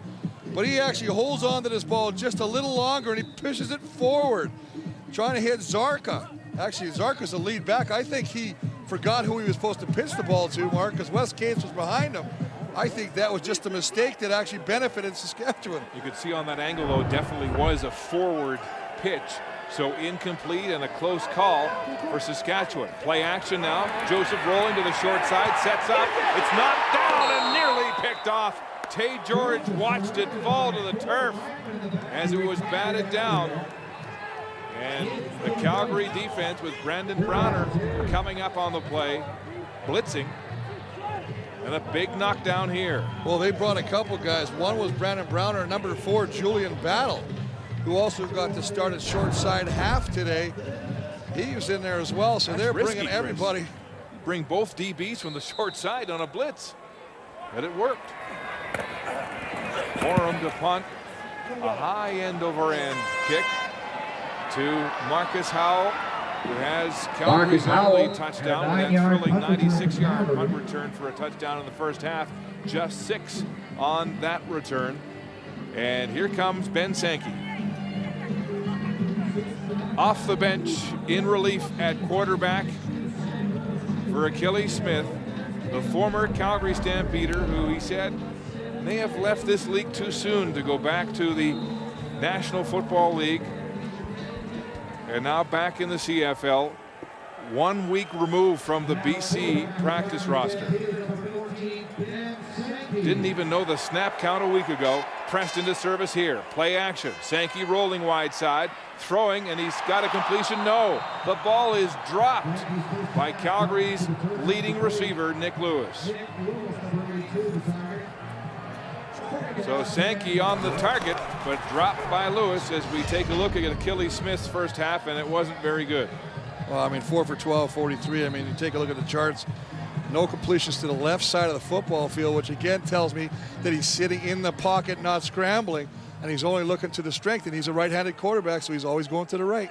It was 4 years ago Ben Sankey left the Stampeder organization to try the NFL. It didn't work out. Here's the blitz. Sankey in the pocket, fires. He's got a completion. There's a flag down, and this time Nick Lewis holds on. It's a first down play, but we'll check the flags. Well, remember one thing. When your quarterback's ineffective in getting the ball to you as a receiver, I'm going to defend Nick Lewis on the one he dropped because he hasn't had many balls thrown his direction, and on that play he was trying to run before he made the catch because he saw some opening. Receiver, Saskatchewan, number 29. That penalty's declined. First down. So the first down will stand for the Stampeders. That's just their third first down of the football game. And the veteran Eddie Davis gets the penalty for Saskatchewan. Sankey in relief. Back to pass. Firing again. It's complete to Kenyon Rambo. Rambo ducks the first man. That was TJ Stansel. And butts heads and sticks his nose in traffic close to the first down marker. This Calgary Stampeder offense, Chris, is full of offensive weapons. Achilles Smith has not been able to use them. Maybe Ben Sankey can. Well, the fact is Ben Sankey, and again, he's only had half the reps with the starting unit. He's only been back 2 weeks, and here he is right away making great pre-snap reads and delivering the ball quickly. 2 first downs already for Sankey. That's as many as Achilles Smith had in the entire first half. Passing again, Sankey pumping, flushed, still on his feet. Now he throws a comeback pass. It's complete, and another first down. Ryan Thelwell coming back to help his scrambling quarterback. And Mark, what I'm seeing here is guys that actually believe in the guy that's your leader, your quarterback. I see a lot of hip hop in the step, a lot of jump. They're excited. People are off the bench. Nobody's sitting on a bench, sitting down watching. And when Achilles Smith was in there, especially in that second quarter, everybody is walking down. Nice job of receiving and knowing where you are on the football field. Ryan Thelwell, though, also hugging that sideline to hold on and make the big catch. A gain of 15 and a first down at the 30. That's 3 first downs. Sankey throwing the deep route to the end zone. Touchdown, Nick Lewis! Nick Lewis with his 4th touchdown of the season, and Ben Sankey has Stampeder fans on their feet. Well, Ben Sankey sure made that look easy as he took the ball and drove him down the field throwing. He had only 1 completion. That was the Nick Lewis one that was right there. Nick Lewis dropped that one, but I tell you what, wide open in the end zone. Broken coverage from Saskatchewan. You see Lance Fraser, who's also back, missed the past 5 games with a hamstring. I wonder if maybe he had a communication problem. The point after is good. The Stamps have their first touchdown. Nick Lewis on the receiving end from Ben Sankey. Nick Lewis, the West Division's leading receiver, has his 4th touchdown catch of the year, a 30-yarder from Ben Sankey. Well, basically, there's Rambo, and he's going to influence the defense. Here's Nick Lewis. Both defenders go with Kenyon Rambo, and that's the result. He takes it in, takes it back out, and they both jump Rambo, thinking he's the primary target, and they guess wrong as Nick Lewis is wide open in the end zone. Sankey 4 for 5 through the air on that drive, 69 yards. That's more yards than the Calgary offense had in the entire first half. Here's Holmes down the near sideline, and Gang tackled by a Calgary team that has been reinvigorated by Ben Sankey's off-the-bench performance, leading them to a touchdown in his first drive. That's just a feel-good story, and he starts it off by just completing a pass to Nick Lewis. Pump fake, gets away from pressure. That's a great play by the quarterback. Thelwell does a nice job of hugging the sidelines, and then, of course, There's Nick Lewis just across the goal line with a touchdown and some new life for this Calgary team. Sankey putting the ball in the hands of Calgary's playmakers, and they did the rest. Here's big Chris Sarka bulldozing his way and drops the football. The ball's loose, and the Stampeders have recovered. Wow, what a turn in momentum here to start the second half. Mark, it's called being complacent. You come out, you got the early lead. You've basically had the first half. You could do nothing wrong because you really had no threat from the Calgary Stampeders. Now Sankey gets some life in that Stampeder offense. The defense comes back up and makes a big play of their own. Just going to run and tries to tuck it back in there, and that defensive lineman does a nice job, and I believe it's 93, Terrence Patrick, who strips that ball. Big strip and a big turnover. Ben Sankey back to work. His second offensive series. The last time he played for the Stampeders, it was their Grey Cup season of 2001. Back up to Marcus Crandall that season. And it looks like a challenge flag has been thrown by the Saskatchewan Roughriders on that fumble by Chris Sarka. Well, the only challenge can be is whether the running back was down or did the officials whistle go before the ball came out. Those are the only two scenarios that you could possibly challenge. Reviewing the play, saying that the ball carrier was on the ground. So Ken Lazarick will go under the hood and have a look. And we'll take a look to see whether Chris Sarka was down before the ball came loose, before Terrence Patrick ripped it from his grasp. He's just going to go into the middle of the line. Now you see Terrence Patrick, he's right there, and he's got him right there. And as he goes down, he rips that ball. And from this angle, it does not appear that Chris Sarka is down. See, Trey Young saw the ball and tried to jump on it. Oh, I don't know. His back was down, but the ball appeared loose there. Yeah, you know, on that angle. This is why replay is so important. It's a great and integral part of this game to get calls to make sure they're right, especially when games have such importance. I think that second replay, it looked like Zarka's back hit the turf as the ball came out. Now, was the ball loose? That's exactly what we have to figure out. That's what they're going to try and determine right now. So as it was going down, did the ball take another look right now? You can see the attempt to rip it out right now. There's the ball right there, guys. The ball is out. The ball is out before. Yep. The ball is loose on that play. You can see it clearly out of the hands of Zarka. Great shot, guys. That's an excellent shot to show that. And it's really tough sometimes to see, and you can really appreciate what the officials have to do when you got a look at this, and they have to look at it. And remember, the only way it can be overturned is there's 100% proof that it is the opposite. So the call on the field is a fumble recovered by the Stampeders. There's Chris Sarka, the man who lost control of the ball behind his coach, Kent Austin. The one replay angle did show the ball out. Now Ken Lazarick with those two looks will make the call. Today's Thanksgiving classic. After reviewing the play, there is no visual evidence to overturn the call. The ball was fumbled. It's Calgary's ball.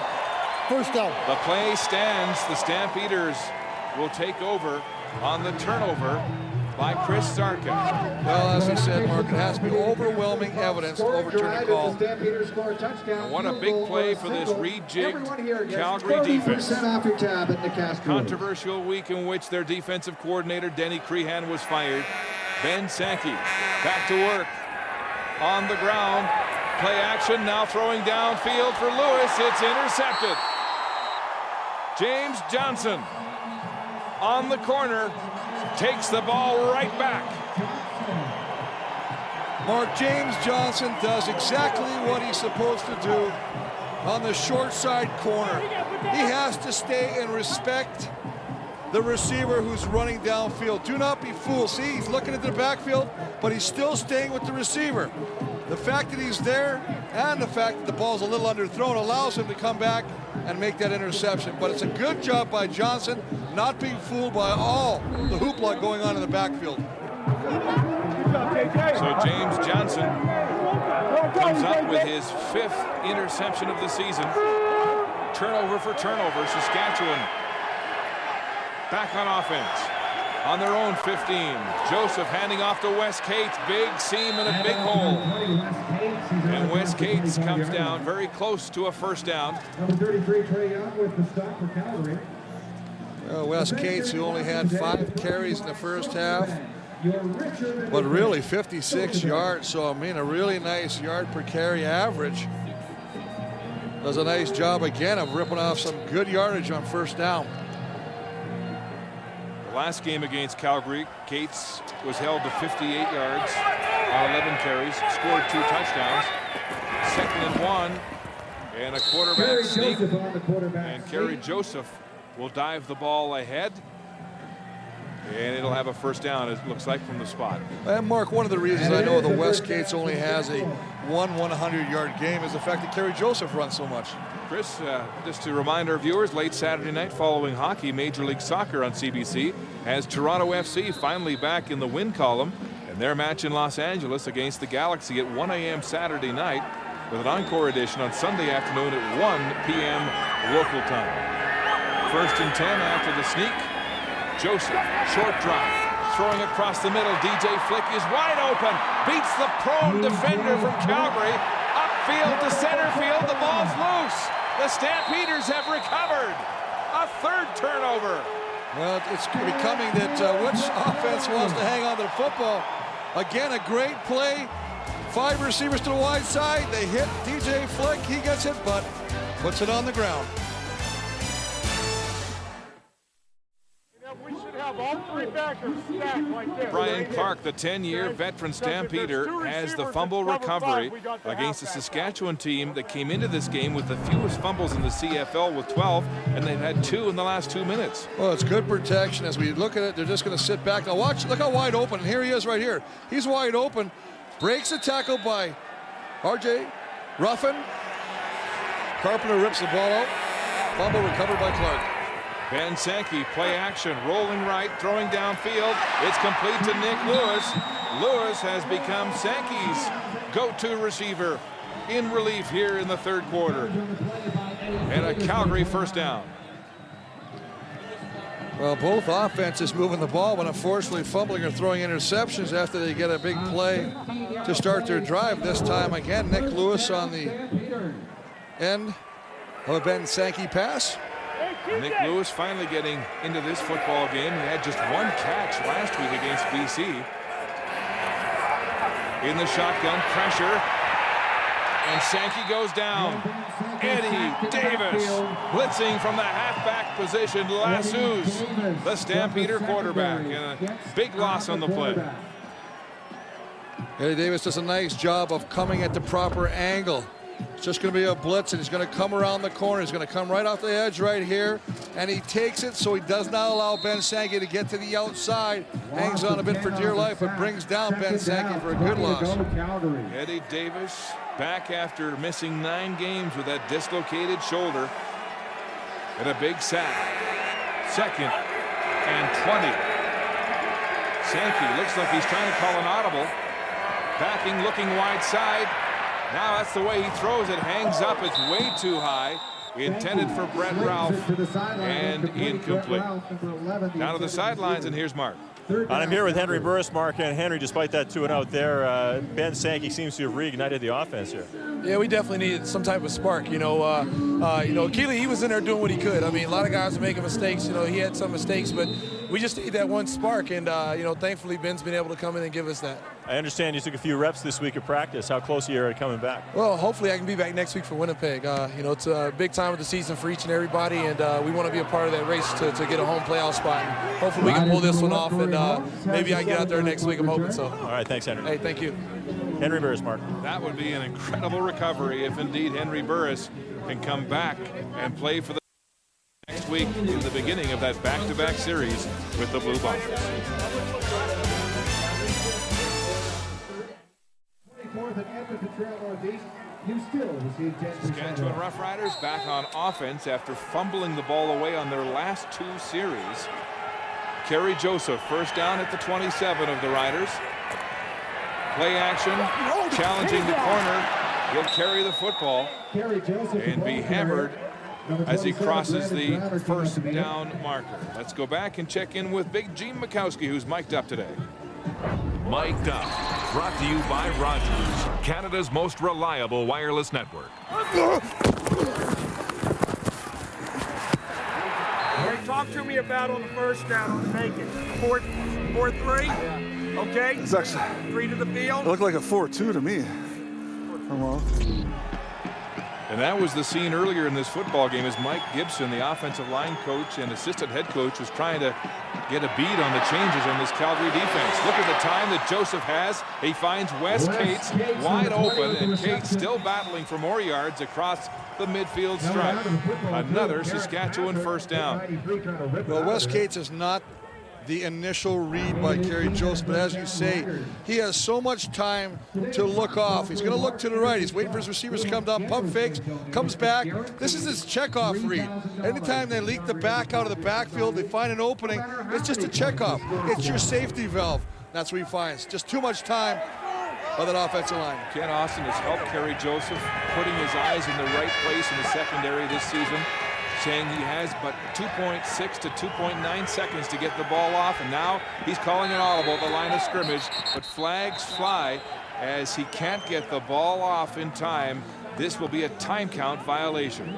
Well, one of the things that happens in the CFL is the fact that we only have 20 seconds, and as a result, you get caught a lot of times when you try and change the play. Saskatchewan number 4, 5-yard penalty, still first down. And Chris, you mentioned the time constraints in the CFL game, 20 seconds to get the ball into play. As I just mentioned, Kent Austin telling us he timed 100 different pass plays and came up with that parameter, 2.6 to 2.9 seconds on average for a quarterback to get the ball in his hands and get it away to his receivers. 1st and 15. Calgary blitzing. Joseph backing up, throws the screen to Cates. Cates is all wrapped up by the rookie, Julian Battle, as the Stampeder defense tightens up here in the second half. That's an excellent read by Julian Battle to come up from the secondary to make the play. If he's back a little bit by one step, he allows the blockers to take him and allows Cates to come back inside. But the fact that he's so far up the field does not allow himself to be blocked out. He can make the play. Yes, the DB Battle getting away from the big center, Jeremy O'Day, to make the tackle. And so it's a gain of 1.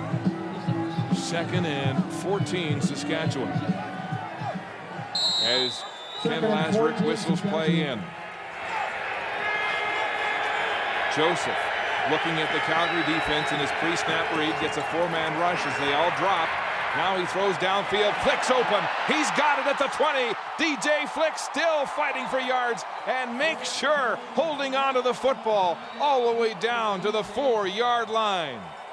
Mark, they're just going to flood the weak side of the field with 4 receivers. They run guys deep, guys to the sideline, and they create space, and DJ Flick goes to the opening. You see Cates is going to break it off. Fantuz is straight up the field. Nobody picks up DJ Flick, who comes back into the middle of the field and finds the opening. A 54-yard pass and run play, the biggest play of the season for DJ Flick. And this afternoon, he's made 6 catches for 156 yards, his best game as a Rough Rider. 1st and goal from the 4-yard line, double tight end formation. The pitch out is to Corey Holmes. Holmes cuts inside, diving for the end zone. Touchdown, Saskatchewan.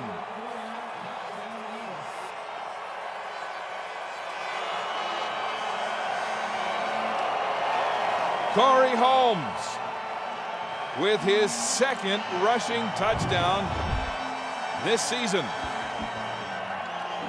Well, they're just going to block out, and then I tell you what, he almost loses that ball on a hit by Brian Clark, but he is so strong running the ball, Mark, that he keeps fighting, secures the ball, spins around, and finds the goal line.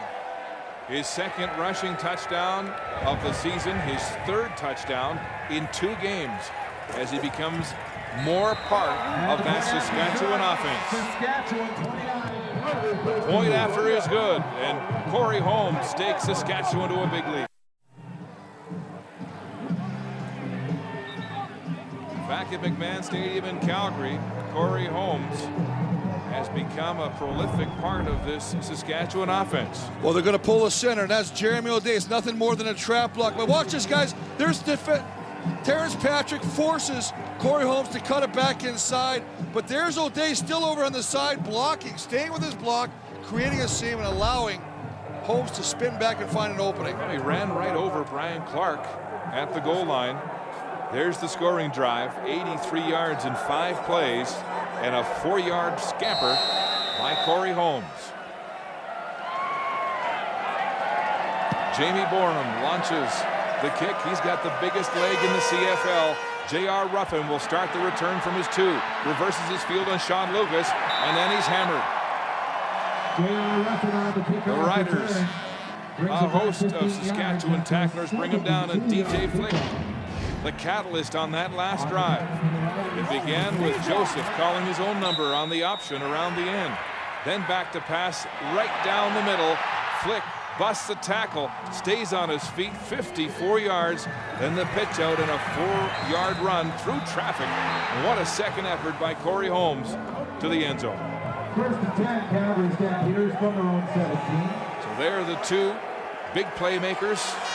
Flick and Holmes taking a breather as Ben Sankey goes back on offense. Handing off, Joffrey Reynolds crushing his way across the line of scrimmage. Trying to beat the tackle there of Maurice Lloyd. And some support from the safety, Scott Gordon on the play. And Joffrey Reynolds will have a gain of 6 on that first down carry. And Joffrey Reynolds still has to be part of this offense, and he still has to carry the ball. Even when it was down 22-14, the fact is you still got to utilize one of your weapons, and that is Joffrey Reynolds. You mentioned just 3 weeks ago he rumbled for 154 yards against Saskatchewan. Here comes the Rider blitz. Sankey the ball away. It's complete in first down territory. And Jermaine Copeland coming back to make the play. Wednesdays on CBC. All your favorite characters are back for a brand new season of Little Mosque on the Prairie. Then from the host of The Amazing Race, a new series where contestants take on the challenge of a lifetime. No opportunity wasted. Wednesday on CBC. First down for Sankey and the Stamps. Sankey off the bench in relief of Achilles Smith, pitching it to the big running back, Joffrey Reynolds. Cuts inside Maurice Lloyd, breaking his tackle, and up the field. And one of the reasons you have to get Joffrey Reynolds involved, and this time they're going to do the bunch formation and run behind it like having 3 extra tight ends on the wide side of the field, is that you force that defense to respect the run, and they're not going to tie their ears back and just come after the quarterback, especially when you got a newcomer, Ben Sankey, in there. You want to kind of give him a little protection, create a little doubt in the mind of the defensive player. 2nd and 6 for the Stamps. A 3-man Saskatchewan rush. They drop 9. Ball's away incomplete. A little hook pass to Nick Lewis. He loses the football. Whistles have blown and a flag is down.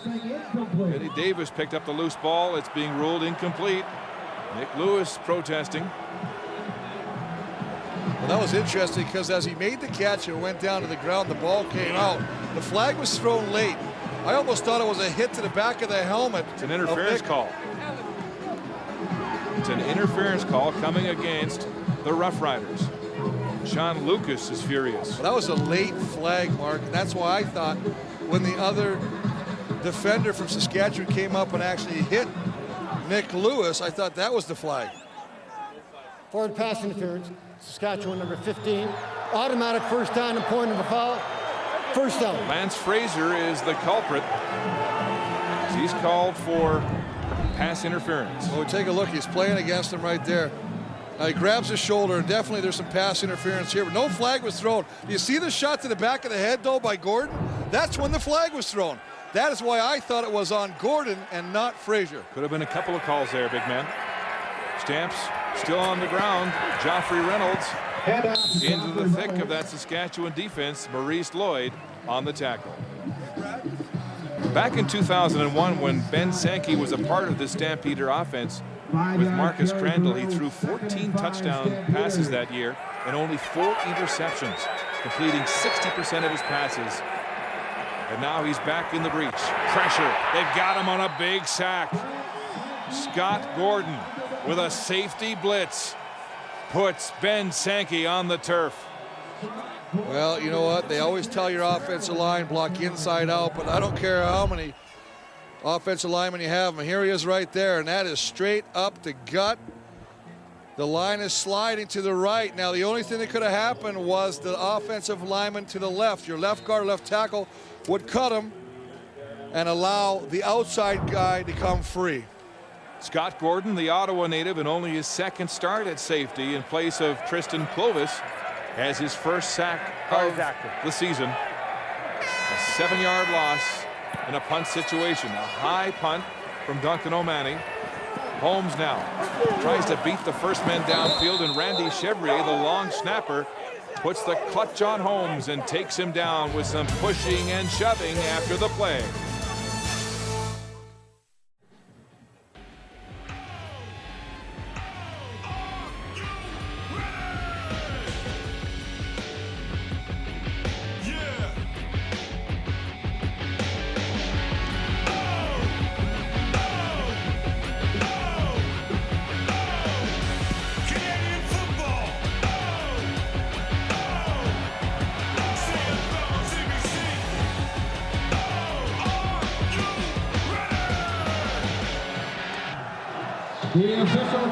Fourth quarter straight ahead here in Calgary as Scott Coe makes his way off the field after being shaken up on that last kick. And in to replace him, the young rookie out of Wilfrid Laurier, Justin Phillips. As we just run the play, we take a look, he's right there. He's just going to get pushed back. And that's Yannick Carter, 49, who basically got away with the blocking from the rear. Play action now. Joseph rolling wide side. He'll run, directing traffic, gets a block from Yo Murphy, and steps out of bounds with a first down. Let's check those third quarter statistics. Well, they should be a little better in the first half, and the fact that Calgary actually had some movement in the third quarter. Obviously, Ben Sankey coming in and engineering a 4-for-5 drive, culminating in a Nick Lewis touchdown. We had 3 turnovers in a row, also in the third quarter. 2 fumbles by Saskatchewan, which is surprising as they do lead the league in least amount of fumbles. Kerry Joseph now has 8 carries for 70 yards.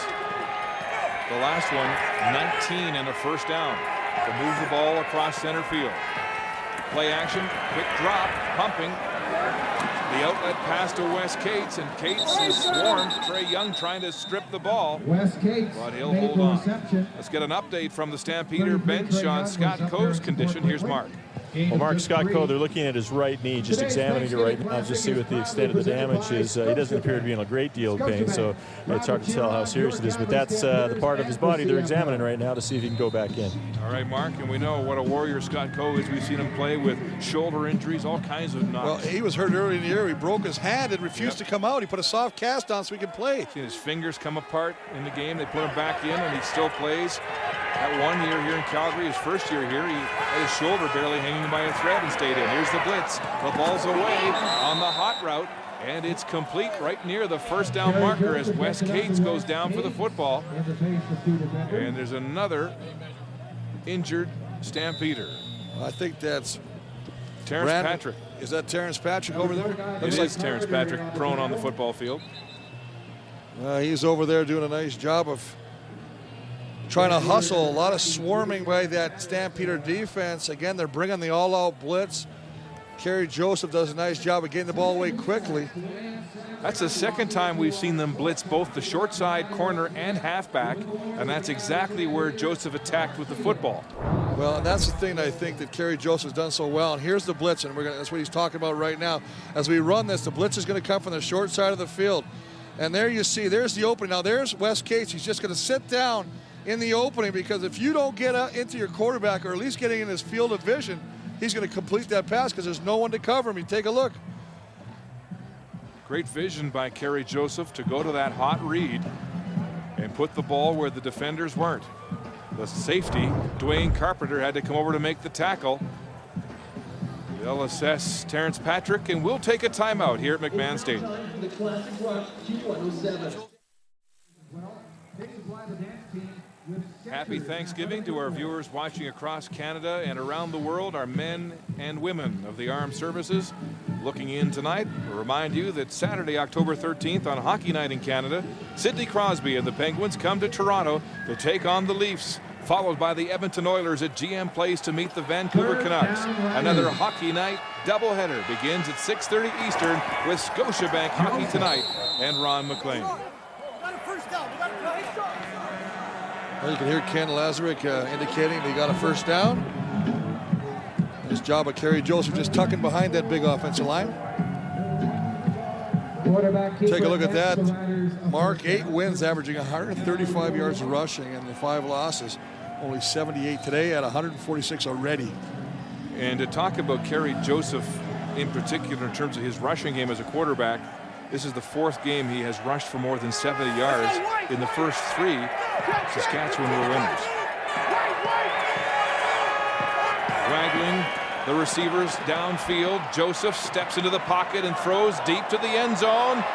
And it's over the head of Andy Fantuz and in and out of the arms of Brandon Browner. Kerry Joseph standing in the end zone and saw the ball hit him. Brandon Browner had his hands Andy on it. Fantuz kind of came back to the ball as any receiver, a good receiver is taught anyway. But on this time, he misjudged the flight of the ball, and it went over his head. And I think Brandon Browner was more surprised than anyone that he had actually had a chance for an interception. You'll see at the end, it's over the head of Fantuz, and Brandon Browner can't believe that it's right there. That's a gift. But he dropped it. And it's a second chance for Joseph on 2nd and 10. Movement along the line of scrimmage. Here comes the blitz. The ball is away and in and out of the hands of Andy Fantuz. Grant Clemens shadowing Fantuz on the play, but flags are down. And it looked like Pat McDonald, the rookie out of the University of Alberta, was across the line of scrimmage early. Mark, that's exactly what it was. It was the 3rd-round draft pick this year. Calgary, 49, 5-yard penalty, 2nd down repeater. Coming in there and getting some playing time with the injury to Terrence Patrick. And just coming off the left side.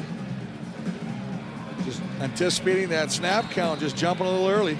So instead of forcing Saskatchewan to kick the ball away, they give the Riders another life. The Stampeders do on defense. Riders get another crack on 2nd down. Now it's 2nd and 5 from the Calgary 37. Time ticking away, 12 minutes and counting now to go. Joseph back to pass in the flats, in behind Wes Cates. He tries to one-hand it and then is stripped by Brian Clark, who was right there to make the play for Calgary. And so the drive will stall as the veteran of 10 years, Brian Clark, makes a big play. Well, the reason it works is Brian Clark stays with the play. He doesn't give up on it because initially the ball is there. Wes Cates gets his hands on it, just an outlet pass. And if he does catch the ball, then it's going to be up to Brian to bring him down. But he stays with Wes, and as a result of Wes Cates not getting a hand or not being able to secure the football, he knocks it down. Nice job by Brian Clark.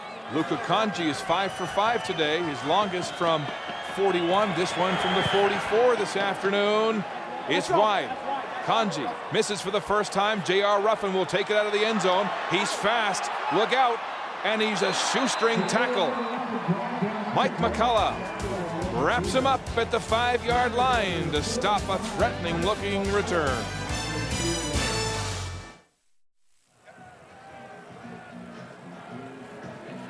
Welcome back to McMahon Stadium in Calgary, and the Stampeders have dug themselves some tough field position after the missed Kanji field goal. Well, it's a nice job because one of the things that happens, and freeze it there, guys, take a look at this. Even the ball is over here, everybody is still in their lanes. Now, as we run it, what happens is he breaks it to the outside because they stay in their lanes. McCullough is able to bring them down the 5-yard line. Passing from the end zone, Sankey finds Copeland for a completion to the 10-yard line and a gain of 5 on the play. And the defensive coordinator, Richie Hall. Eric Tillman joked with me on the phone this week, the Saskatchewan GM, that Richie Hall suddenly got his football IQ back when he gets players like Eddie Davis and Lance Frazier and TJ Stancil back in the lineup. I think a great measure of a defense coordinator is when you're losing your big players and still make the defense That's work. the whole point. With all the youngsters and the change and the loss of injuries, he's managed to keep this defense solid. Sankey passing. It's a short ball. And Nick Lewis says he's got it, and they're going to spot it for a completion and a first down. And Lance Frazier beaten by Lewis on that play. And with a point after from the talkative receiver. Well, and that's what you want. You know, if Nick Lewis is not jawing at the defensive backs, if he's not talking trash, he's not in the game. I like the fact that he gets up there and does that. I mean, a lot of players, a lot of coaches, a lot of players don't like it. But I tell you what, when you know he's doing it, you know he's in the game. Saskatchewan almost 2-1 in first downs against Calgary. Quick release to Joffrey Reynolds. It's completed. He's hammered on the play by Fred Perry and Maurice Lloyd. Gain of 6 yards. They'll have a gain of 6. Good first down production. And Ben Sankey is just so relaxed back there as he just sits there. He's calm. Let's take a look at Fred Perry. Now, Fred Perry's doing a little drop this time. Normally he's coming off the edge. This time he drops into a linebacker. Little different look shown by the Saskatchewan defense. You talk about how poised Sankey looks. I guess one of the benefits for him coming back and being thrown into the fire here is that George Cortez is the offensive coordinator, the same man who ran the offense back in the day in 01-02 when Sankey was in the offense. Reynolds with the carry. Joffrey Reynolds with the carry, and James Johnson. he'll be close to a first down on 2nd and 4. Well, it's interesting you say that because I know that they say a lot of George Cortez's philosophies are the same, and there he is right there signaling to play in. So you wonder how much that Ben Sankey, after he's been away for a while, he starts to go, I remember that. Yeah, I remember we used to do that because he was successful when he was running the Cortez offense. Well, he's got to get him up to speed quickly, an exponential learning curve, and Cortez has certainly shown that he's able to get quarterbacks ready quickly as Sankey has been pressed into service, starting this second half in relief of Achilles Smith. Pressure now on Sankey, trying to get away, and Fred Perry swallows him just across the line of scrimmage, but a flag is down. Yeah, it's going to be Maurice Lloyd, I believe. They're bringing a Mac linebacker blitz from the outside, and I believe he jumped the gun, and that's what they're going to call. Maurice Lloyd, who really is a sticker, does a nice job for the middle linebacker position, trying to come on a blitz. Offside, Saskatchewan, number 47, 5-yard penalty, first down repeated. Again, changing the cadence by Ben Sankey catches Maurice Lloyd as he's trying to anticipate the count. He's just going to come from the top. 1-2, just changes it up a little bit. Sometimes these guys think a quarterback's prone to go on the first down. That time he got caught. So it's 1st and 5 for Sankey and the Stampeders. 5 receivers downfield. Sankey with time. A crossing route complete to Ryan Thelwell. Thelwell caught by Frazier at the 45. Another Calgary first down. And again, a nice thing of just sitting back there, reading the defense, allowing things to develop. Normally, Mark, when you get a new quarterback in there, he panics. First read's not there. He either runs or he tries to force a situation. Ben Sankey's sitting back here. He's looking. This is a long time developing. He comes across the middle and gets the ball to Thelwell. Sankey is stitching together a drive that started way back at the Calgary 6-yard line.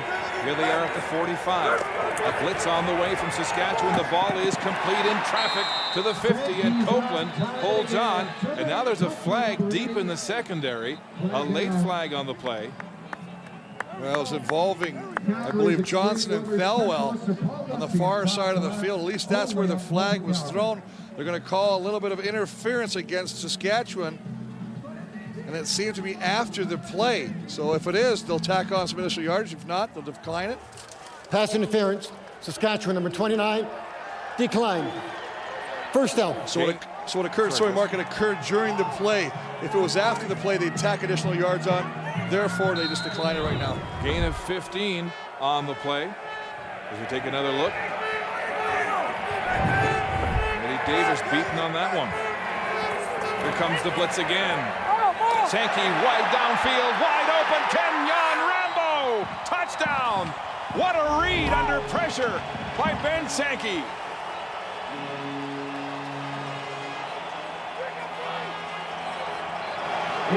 Kenyon Rambo with his 7th receiving touchdown.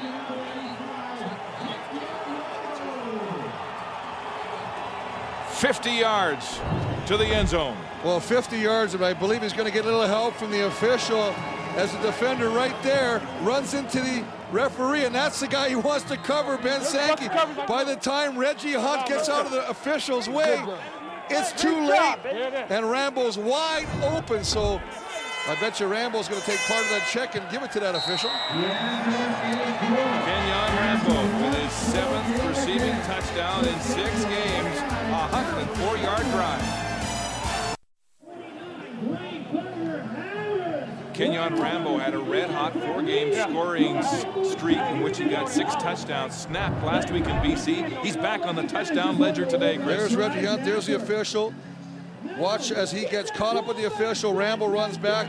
Stop it, guys. Just freeze it right here. Where is the safety? I don't see it.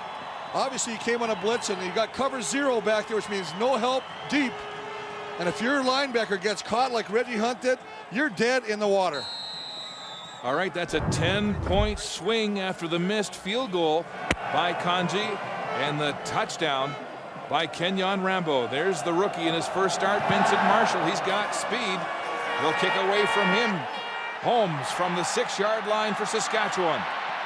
And he's met at the 25 by Dwayne Carpenter and stopped in his tracks. Don't forget to log on to cbcsports.ca during this second half and let us know your vote for Warrior of the Game.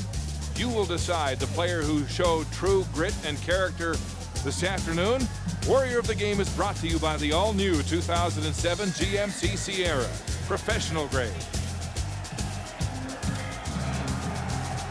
First and 10 Riders from the 25. Scott Coe back on the football field after suffering that knee injury. He's a Warrior. You just knew he'd be back in the lineup. On first down, Joseph handing off to Wes Cates, and Wes Cates busting a tackle. Chris, he was stopped at the line of scrimmage momentarily and then just kept going. Well, it looked like K'Ron Williams had him at the line of scrimmage. It was just straight off the left-hand side. Just going to be nothing fancy, straight at the middle as we run that, guys. Take a look, and he runs in. And just it is, 95 initially gets him. Scott Coe also missed him on the play, but because of his second effort, he puts the Saskatchewan offense in a second and less than a yard. K'Ron Williams on the nose on center, Jeremy O'Day. 2nd and 1, play action. The ball is downfield and dropped, and Fantuz has been fighting the ball today. A gift and an obvious first down dropped. Well, Fantuz, basically, we saw Nick Lewis do it earlier in the 3rd quarter.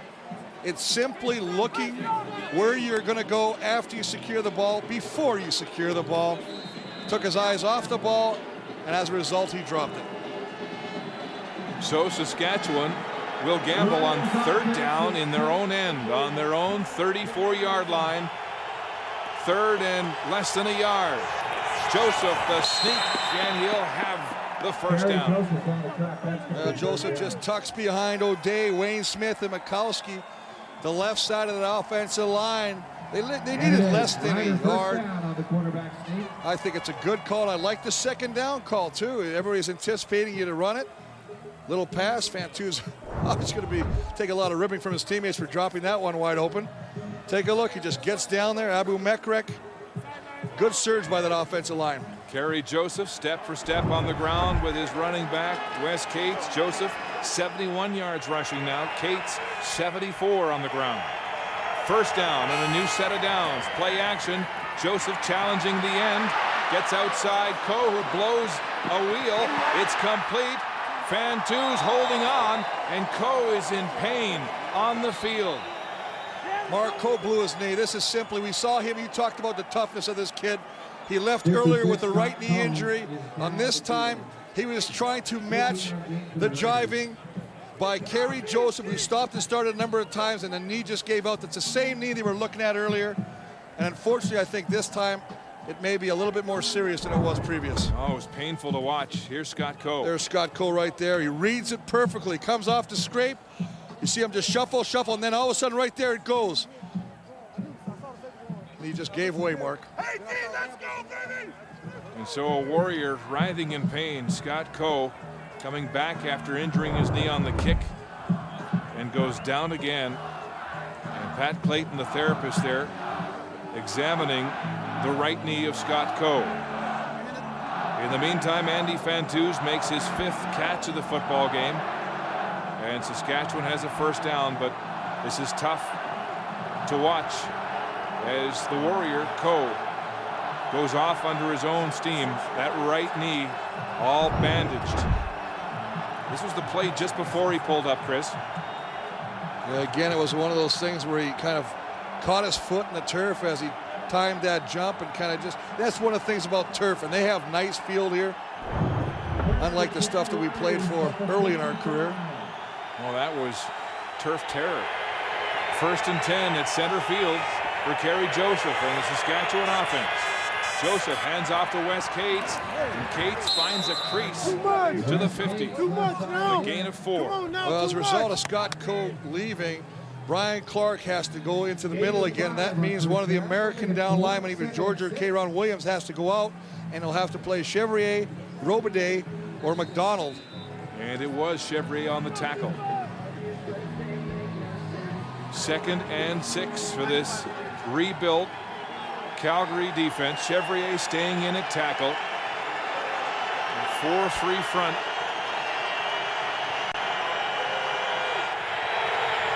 Six receivers downfield. Joseph under pressure, a crossing route. It's complete. Mike Washington scoots around the end to another first down. And Mark, Mike Washington is the unknown part of this offense. He's a young kid who's been here a few weeks, had the big opening game with a touchdown against Winnipeg, kind of went into a funk, really didn't do much after that, but they say he's a guy that really has explosive speed, little crossing pattern, nice job of concentrating, coming back, turning around for that ball, and then he shows his speed by picking up the first down. Yes, he's got jets, and they like to pod him with DJ Flick to open space for Flick. And an 18-yard gain on the play to Mike Washington. Riders threatening, handoff to Cates, tries to bounce outside, and Terrence Patrick will make the tackle. There's a flag on the play, and it's coming back. It's going to be a hold. It was thrown right in the backfield. Ken Lazarick with the flag toss, talking to Brian Clark, the defensive captain, about the options. You can push him back or decline it.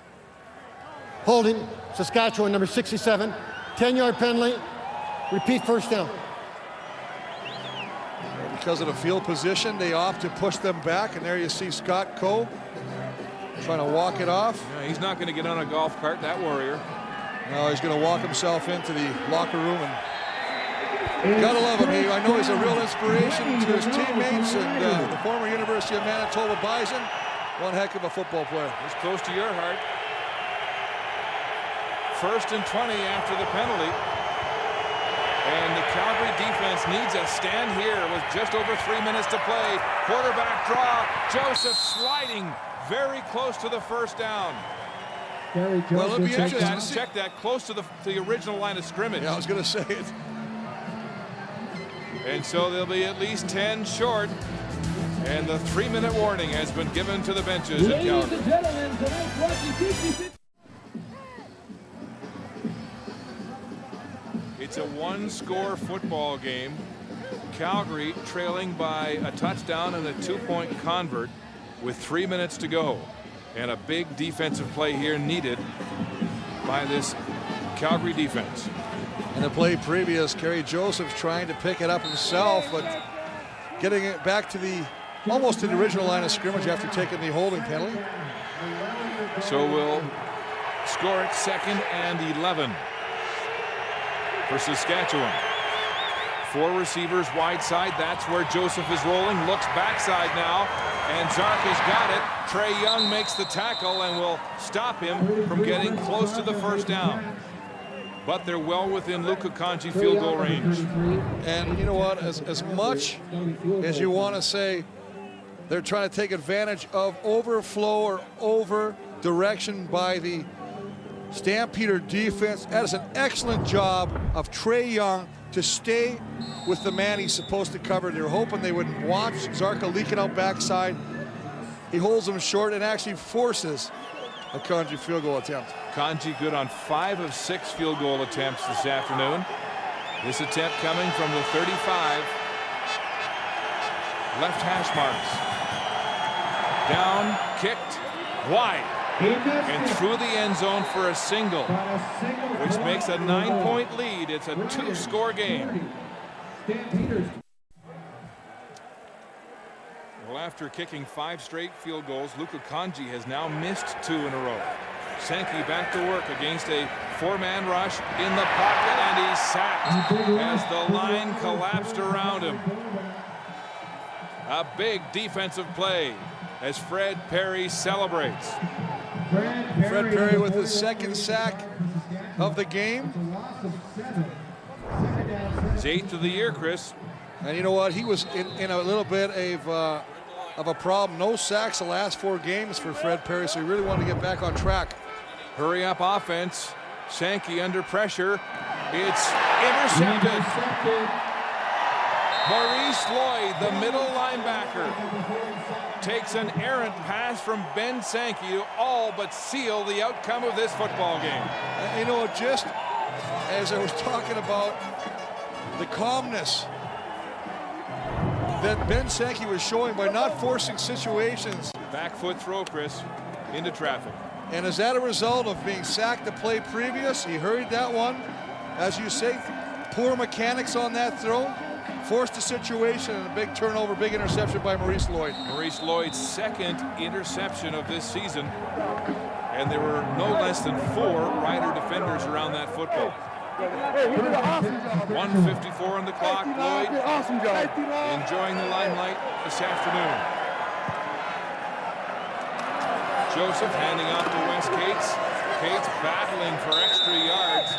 And he's finally dragged down at the 45. Let's check back in with Gene Mikowski on that Saskatchewan O-line. Mic'd Up, brought to you by Rogers, Canada's most reliable wireless network. Okay, I called him in. Right. And right before it stopped, gone, and he walks down. I don't know what this guy did.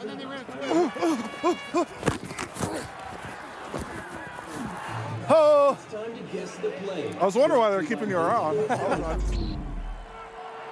Friendly jab at Mike McCullough after he made that shoestring tackle on J.R. Ruffin's return of the missed field goal a little earlier in this 4th quarter. And Wes Cates is stacked up on that 2nd down carry. And it'll be a 3rd down for Saskatchewan. A timeout has been called by Calgary. And they're in Kanji range, but Kanji has missed 2 in a row after kicking 5 straight. Well, the defense is doing their part in the fact by forcing the attempt by Kanji. And as you say, he has struggled a little bit. It's in his head a little bit. He missed the last 2. Best scenario for Calgary would be that he misses it again. You can run it out because they're only down by 9 right now. Touchdown and a converted touchdown and a field goal. So Andy Fantuz will spot this attempt from the 42-yard line. Right hash marks. Kanji's 8th field goal attempt of the game. He hits the ball. And it's good. Kanji, after missing back-to-back attempts here in the 2nd half, has his 6th field goal of the game to salt this one away. The Saskatchewan Roughriders, Kanji getting applause and a smile from his head coach Ken Austin, had not won a regular season game here at McMahon Stadium going back to 2004. The only exception was last year's victory in the West semifinal. Mark, when you think about the situation that's basically being Luka Kanji's offense today, they got 2 rushing touchdowns, one by Kerry Joseph in the 1st half and a rushing touchdown by Corey Holmes in the 2nd. Sankey, quick drop, crossing route is complete to Kenyon Rambo, and Rambo is hit hard by Eddie Davis. Mind you, the CFL on CBC. Staying out west in Alberta, BC, the only team to clinch a playoff spot so far. And the West Division leaders taking on the Edmonton Eskimos. High ball caught by Nick Lewis, and he's wrapped up quickly by Lance Frazier on the play. The Stampeders, though, battling to stay ahead of the Eskimos, just 2 points up on Edmonton for 3rd place in the West Division.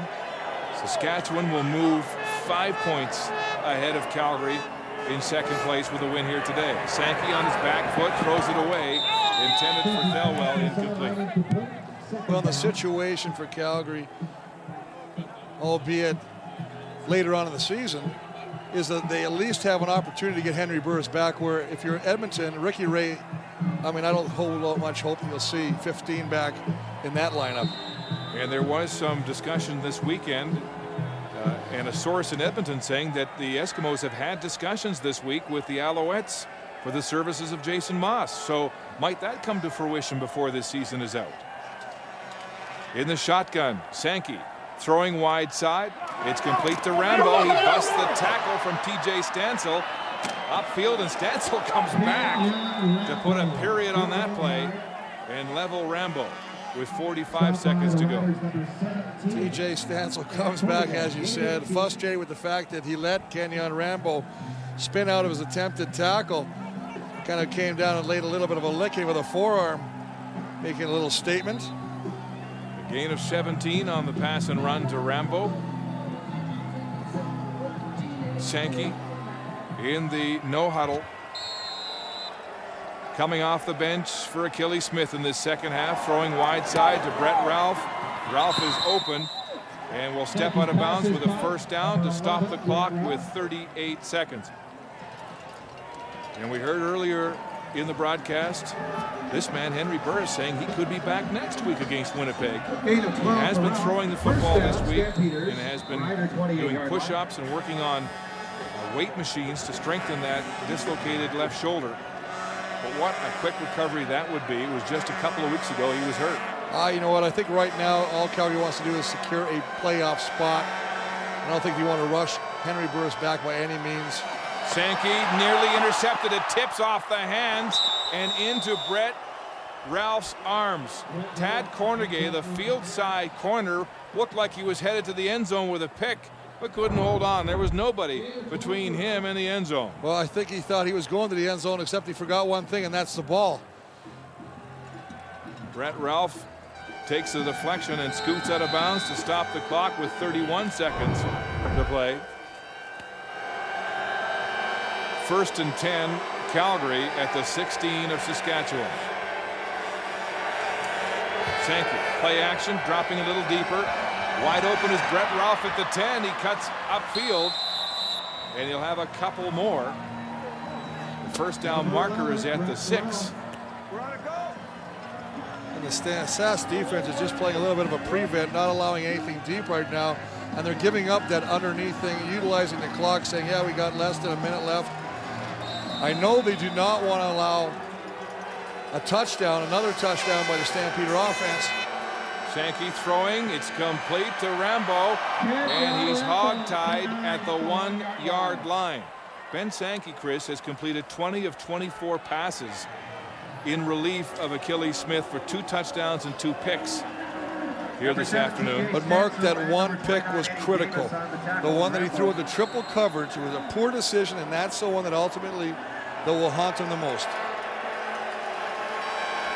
1st and goal from the 1. Sankey rolling, throwing high and incomplete, intended for Jermaine Copeland. Too high, though, with a veteran to bring down. And the final play of the football game. Saskatchewan defeats Calgary for the first time in 3 seasons in a regular season game here at McMahon Stadium. The final score 33-21. Ken Austin's Riders win the season series, and they have a firmer grasp on second place and that coveted home field playoff game in Regina. Kerry Joseph, in his 14th consecutive start, leads the Riders to their 9th win of the season. And Mark, they did it with a balanced attack. 170 plus yards rushing, 290 plus yards passing. That's beautiful balance, and that really puts your defense in a bind. And the legion of Rough Rider fans will go home happy this afternoon. Now here's Mark. Mark, with DJ Flick, 6 receptions, 157 yards.